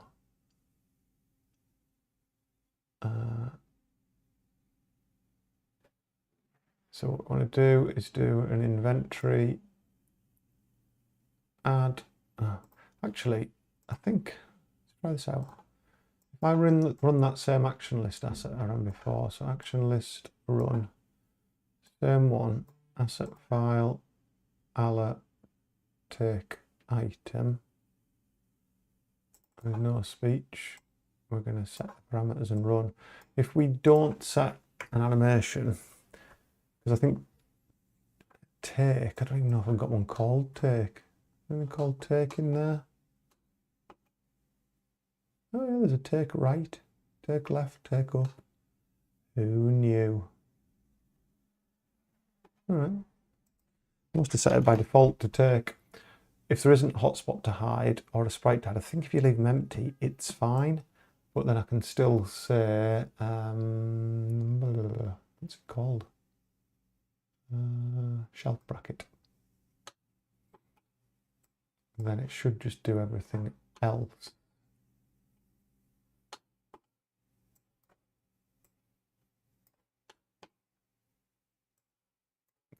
Oh, do you know what? I'm tempted to just set up this variable now, so because I'll just forget. Puzzle. So it's going to be puzzle aircon. We're going to create one called puzzle aircon. So after that, we're done.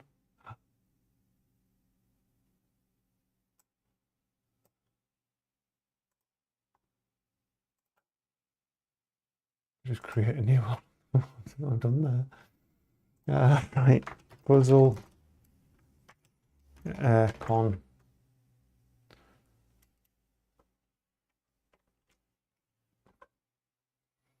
So it's a pop-up.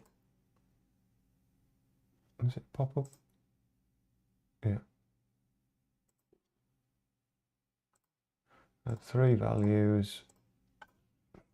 Not started, which is how it starts. What do I call the other ones? I'm trying to remember. In progress and complete. So in progress and complete. So it starts as not started, and then we're going to check it in here. Check it. So shelving parts. So we're going to do a pop-up. So variable pop-up switch, puzzle aircon. If it's not started, it's going to say that. It's a big box of shelving hardware. Can't imagine what I'd need out of it. If it's in progress, it's going to say, one of those might come in handy. I could fashion that into a slingshot and grab hold of it. And if it's complete, it'd probably say something like, don't think I need anything else out of that. Don't think I need anything else out of there.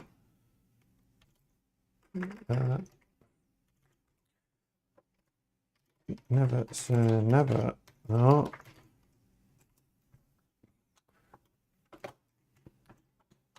So that should, even though these are empty, the hotspot and the sprite things, I think that still should work. So if we go and, I've got to turn the light graphics back on. So even though it looks light, the lights aren't off. So let's turn that back on. Shelving, I just saw shelving parts flash up. I forgot to set it to that camera only. So shelving parts, limit to camera, camera lights on. Let's turn the lights back on just so we can double check. So yeah, can't see anything. Turn it on. Shelving parts. It's a big box full of shelving hardware. Can't imagine what I'd need out of it. Good, lovely. So if we then change that variable as if we've started that aircon bit. So if it's in progress, so we start it in progress.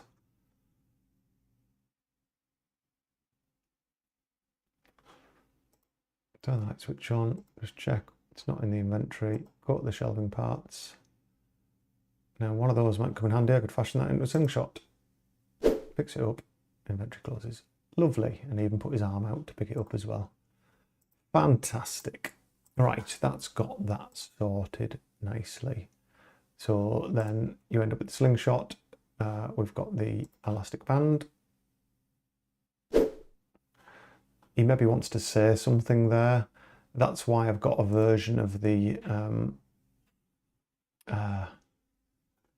that same action list asset, which has got a speech thing where you can just add speech to it as well. But let's just go into the elastic band action. I'm having to keep moving these because I'm squeezing this all on my screen for the live stream. It's ultra wide. I think I've mentioned this lots of times, but I'm having to squash everything in so you can see it. So let's go there. Elastic band, he takes that. Let's just say there, dialogue, play speech.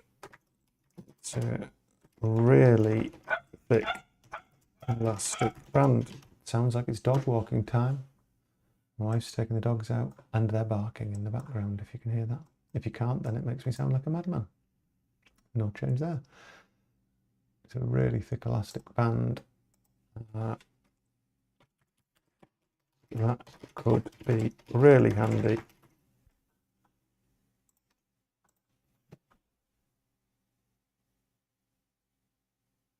Okay, so we've got the elastic band, we've got that. We need to do a combination action so we can then make the slingshot. Let's just go to our inventory. First of all, let's just take the slingshot out. Filter by carry on start.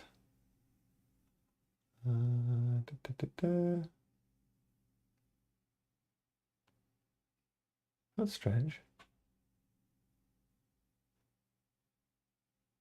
Definitely got the slingshot in my inventory. Oh no, I haven't. I've got the loaded slingshot, which is there. So you want to combine those two items together. So we want to go to either of them. It doesn't matter which one. So go to the shelf bracket and down here add a combine event. So if it's combined with the elastic band, I'll create an action for that. shelf bracket combine with elastic band, and it'll work in both directions. I'm just going to put a little dialogue. This should make a pretty powerful slingshot. And then what we want to do, the inventory will already be open because someone will have dragged and dropped that onto it, so we don't need to worry about opening the inventory to show it. But what we do want to do then is go and swap these items out.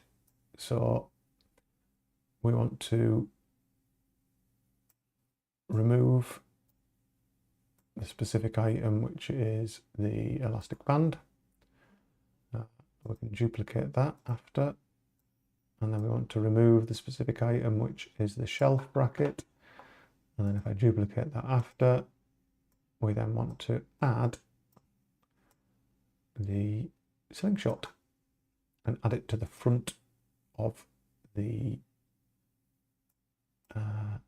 inventory. If we put in a little wait there, a little half-second wait, those two things will disappear, and then that'll appear. So let's try that all out. Should be able to grab the two things and get that sorted. Turn the light on, go to the shelving parts. One of those could come in handy. There it is. Don't think we've got any. Oh, a solid steel Y-shaped. I must have written that ages ago because you obviously haven't seen me write that. A solid steel Y-shaped shelf bracket. Yeah. It's a really thick elastic band. Did he just jump then? Or was that my... That could be really handy. I think he might have just jumped up as he spoke. Oh, I've accidentally clicked on the plant.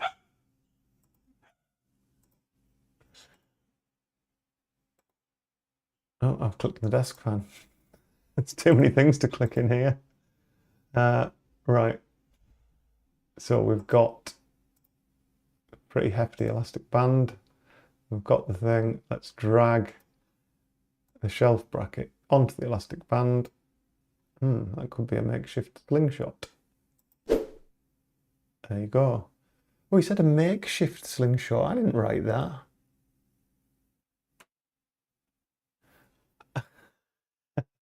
I think I know what's happened. I've made a pretty powerful slingshot. I've written lethal in the wrong hands. Yes, I do remember writing that. I've written one the other way around. So I've written bracket plus elastic band, and I've just written one elastic band plus bracket. So depending on which way around you do them, he'll say a different thing now, which is fine. So they're made, and then we want to be able to add the gum to it. So we don't have the gum at the moment. We don't have anywhere to pick up the gum from. And I believe in my original graphics for the office, I didn't actually draw the gum. It was going to be kind of under the corner of the desk here, with a joke about it literally being like 20 centimeters from the bin. Like, why has he stuck his chewing gum under there? So let's just under the corner of the desk. I can already see a problem with this. Let's just do it anywhere. We'll fix the problem there. The problem is this desk, Clive walks all the way around it.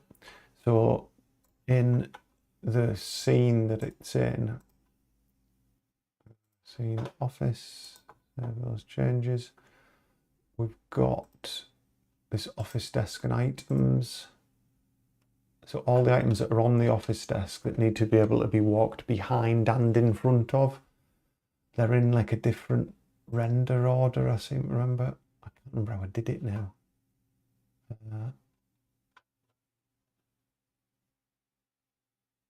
So I think I've got a sorter of some sort. Yeah, this sorting group, that's right. So this sorting groups, these are all a separate sorting group. So I'll just need to be careful when I bring in that gum. It's something he needs to be able to walk in front of and behind of. I mean, I could just put the gum somewhere else, couldn't I? I could put it further away. Let's have a think. Let's just open the shop floor, because there's another like counter here.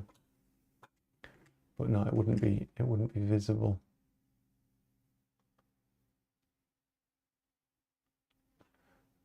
Unless Tyler had stuck it under the keyboard or something, or on the edge of the monitor. Yeah, we could have it just like, I kind of like a reason for someone to walk behind the counter, and there currently isn't a reason to do that. So perhaps we put the gum on the edge of there. Like he stuck it to the edge of the monitor. Like, disgusting. Yeah, let's do that. Let's do that instead. And there's so much else visually going on in here. It's not something that your eye's drawn to, I don't think. Because you come into the room, well, it normally starts at the other side of the room. It's because I've got this set up for this puzzle. Yeah. Yeah. You're kind of looking here, not over here. So let's stick it there. Because you can walk down here, but there's no reason to do it otherwise.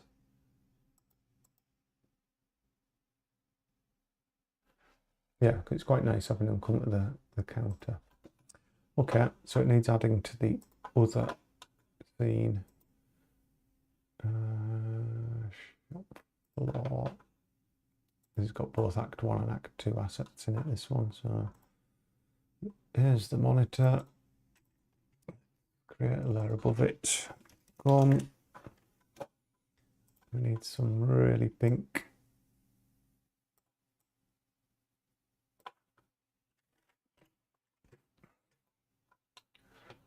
Well, it's going to stand out like a sore thumb, but I don't want to hide things from players, but we don't want it to be too easy.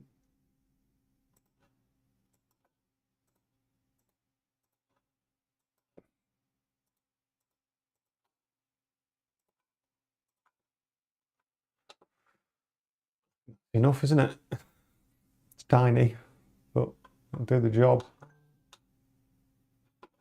We'll spread it a bit further.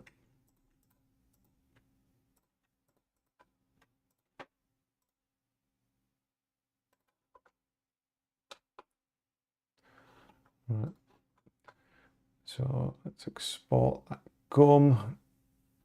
It barely seems worth it, does it, for like 5 pixels, but it needs to be done. I'm going to try. There's a way to select, hide all the other layers, just that visible.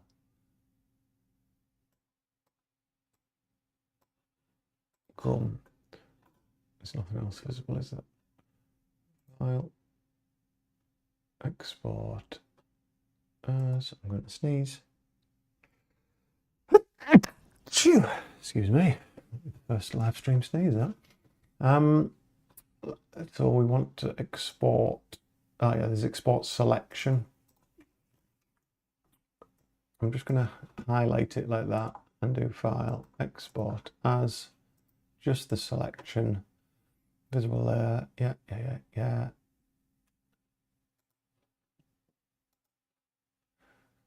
So my sprites rooms, shop floor, that is where we are. It's going to be gum.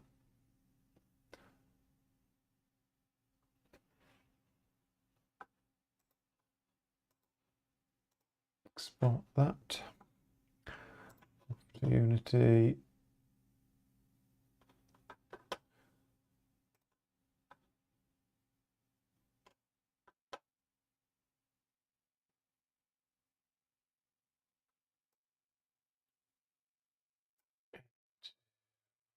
Right. Rooms, shop floor, gum, there it is. Like preset for a single piece of art.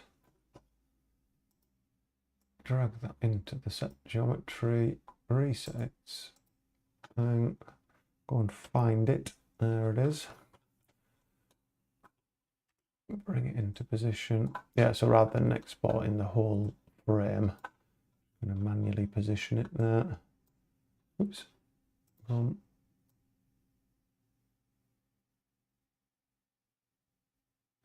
That's strange. It doesn't fit. Why is that? A different monitor. Doesn't really matter. It's just intriguing as to why those pixels aren't the same as the other ones.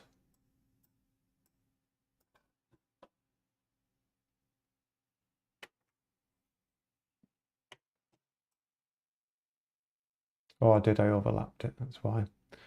I did. I overlapped it like that, but it's rendering behind it.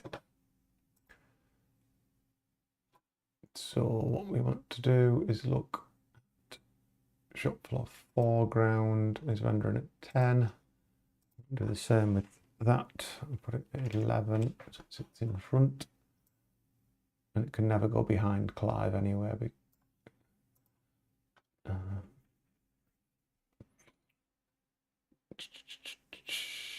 What I need to do, because it's going to annoy me that he's starting over there, I think.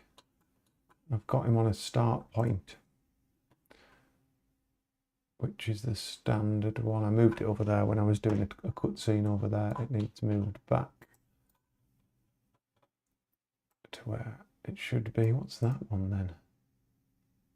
Previous scene from, oh right, yeah. So when you've come from the other scene, I mean, they can basically be in the same place, but that'll do.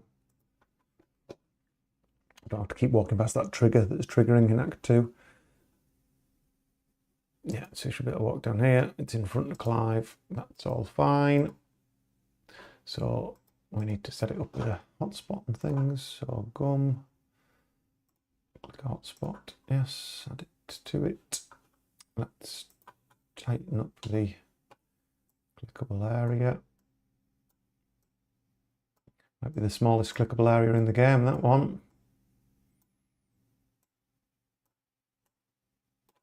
I'll be putting like stuff on the monitors and other bits of funny dialogue on things as well, but that's fine for now. We're going to have to add a remember visibility because we're going to turn it off, and a remember hotspot because we're going to hide it once we picked it up. So all of that needs adding. Chewing gum is its name. We're going to create a walk to marker for it.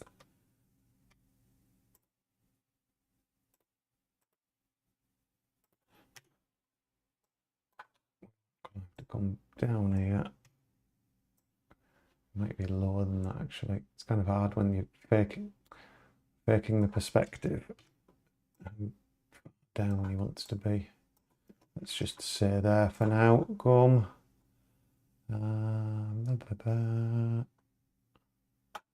Use interaction. The player to walk to the marker and face it. Dialogue. Ew.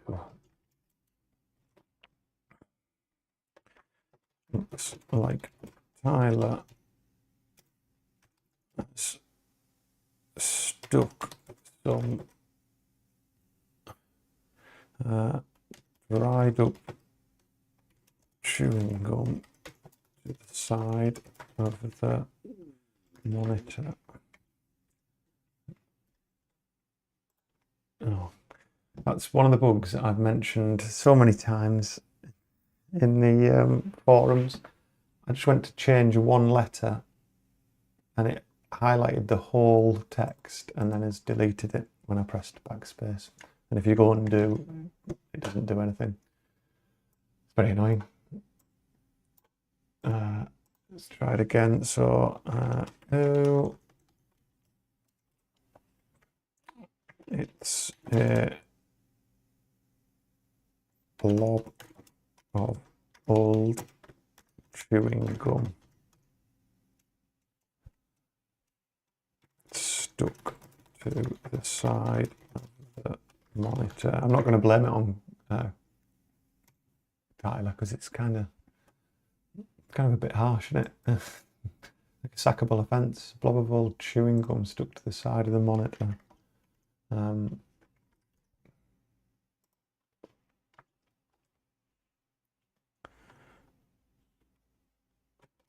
Disgusting. So I'm not sure how the best way to get Clive to pick it up is, because it's not the kind of thing he would pick up. So he kind of needs to, again, think about what might be it might be used for. So I think I'm gonna have to think of some logic and some other puzzles, which I've not got time for tonight, really, to do that.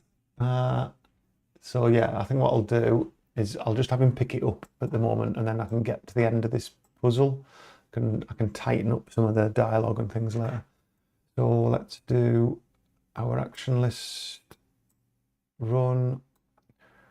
Use the asset that we've got for picking things up. The no speech one. We're going to set parameters and run. He's going to do a take, and he's facing down, so he'll do a take towards the camera. And the hotspot we want to remove is the gum, but not the gum wad, because that's the one that's in this scene for hiding the hole later. And gum, do that, and add the chewing gum, wherever it is. Chewed gum. I think it will wait till finish. Yeah, kind of. That's why he was jumping earlier, because I'd put a bit of dialogue and it would have gone straight on the dialogue before it'd finished running all of that. That's why he did that little jump in the storeroom. Let me just go and fix that while I remember. Storeroom. It was the picking up of the elastic band, wasn't it? One of the things as well, trying to remember where you've seen them. So this bit of dialogue is interrupting all the flow. So I'll put wait till finish, and then it'll do that properly. Okay. So let's go back to the shop floor act 2. Let's see if we can pick up that gum now.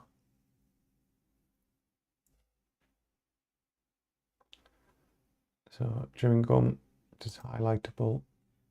Ew. The blob of old chewing gum stuck to the side of the monitor. Disgusting. He grabs it. So yeah, he obviously wouldn't say disgusting and grab it. I think what I might have to do is convince him as the user to grab it. So you have to click it a few times. I really don't want to pick that up. And maybe you've got to do it a couple of times. Or perhaps you've got to get something to pick it up with, maybe a bit of paper or something. I'll have a think about that. So that's done. It's hidden the hotspot. If I leave, come back, it's still hidden. The hotspot's still hidden. All of that's good. We've now got chewed gum. It's a sticky wadded chewing gum. I can't believe I'm carrying that around. So that needs to be combined with the other thing. So if we do a last thing for tonight's live stream, inventory, chewed gum, and I've already got it. Chewed gum combined with a slingshot. I've loaded the slingshot with that awful wad of chewing gum. It's ready to fire. So I'd already done that at some point, and we replace the slingshot with the loaded slingshot. We also need to remove the gum. So I'd made a mistake there. So inventory, add or remove, chewed gum, remove. Remove method. Oh, right, I didn't really. So yeah, chewed gum. Yeah, so we're replacing the slingshot with the loaded slingshot, and we're removing the gum from the inventory. So let's have just a quick step through that whole puzzle chain. So we've got nothing in our event. Well, we've got a monkey head, a hook, and some keys, but they're unrelated. They're from a different act. Let's pick up the chewing gum. Chewing gum stuck to the side of the monitor. Disgusting. Yeah, gets it. The office, the storeroom. Can't see anything. Turn the lights on. Go and grab this elastic band. Check it doesn't skip. It's a really thick elastic band. That could be really handy. Shelving parts. Now one of those might come in handy. I could fashion that into a slingshot. And there's the shelving part. So if we combine this time the elastic band with the shelf bracket, that should make a pretty powerful slingshot. There we go. And then the chewed gum with a slingshot. I've loaded the slingshot with that awful wad of chewing gum. It's ready to fire. It didn't replace it. What happened there?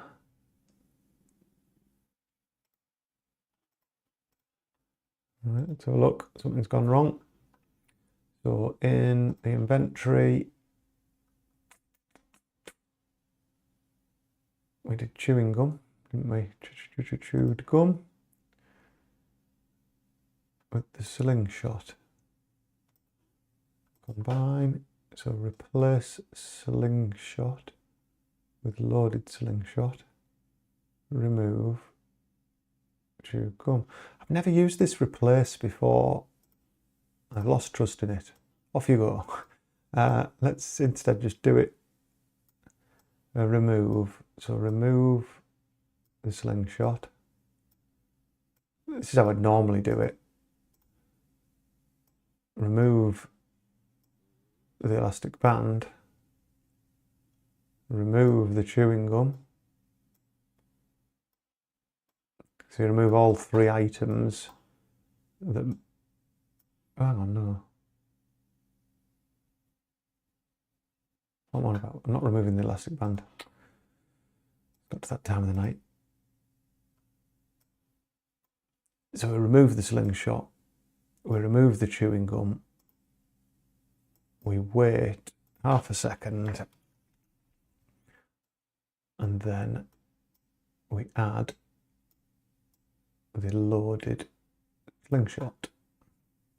Move it to the front. That's right, isn't it? We get rid of the regular slingshot. We get rid of the chewing gum. We wait and we get the loaded slingshot. So let's just one last run through.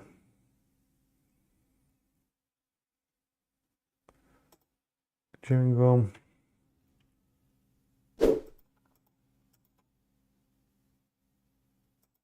Storeroom.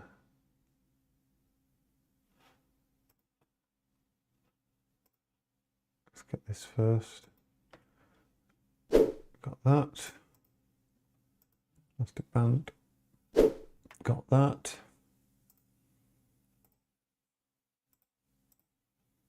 So elastic band, shelf bracket, chewed gum, slingshot. There you go. Yeah, so that replace thing didn't work for some reason. I'm not sure why, but that is now working. We've got the loaded slingshot. Let's just go and try it out. See if that's all working. Oh, let's just hit that trigger. Need to fix that. Look at the aircon unit. It's got a hole in the side. Need to try and plug that with something. I'm going to reach all the way up there. Obviously, I'm going to have to put some logic in there if you've already got the slingshot. So use the loaded slingshot with the aircon unit. Right, the moment of truth. There we go. Riverdale Archery Champion 972. Still got it. So that is the slingshot puzzle in its entirety for those particular bits. Phew, glad I got that done. So I think that's it for tonight. I've gone on a little bit longer than I expected, but yeah, please leave a comment about the name of the game I was talking about at the very start of the live stream, if you've got any thoughts or feedback on that. If anything that's been interesting in that particular live stream, or any other questions or requests for particular bits that you want to see in Adventure Creator, Unity or A-Sprite, then just give us a shout. As always, thanks to those who join live. Thanks for everyone for following, subscribing, all that good stuff. I will probably do a bit of work this week on this on the evenings, and we'll hopefully be back next Sunday. So thanks again, and I hopefully see you all next week. Cheers. Bye.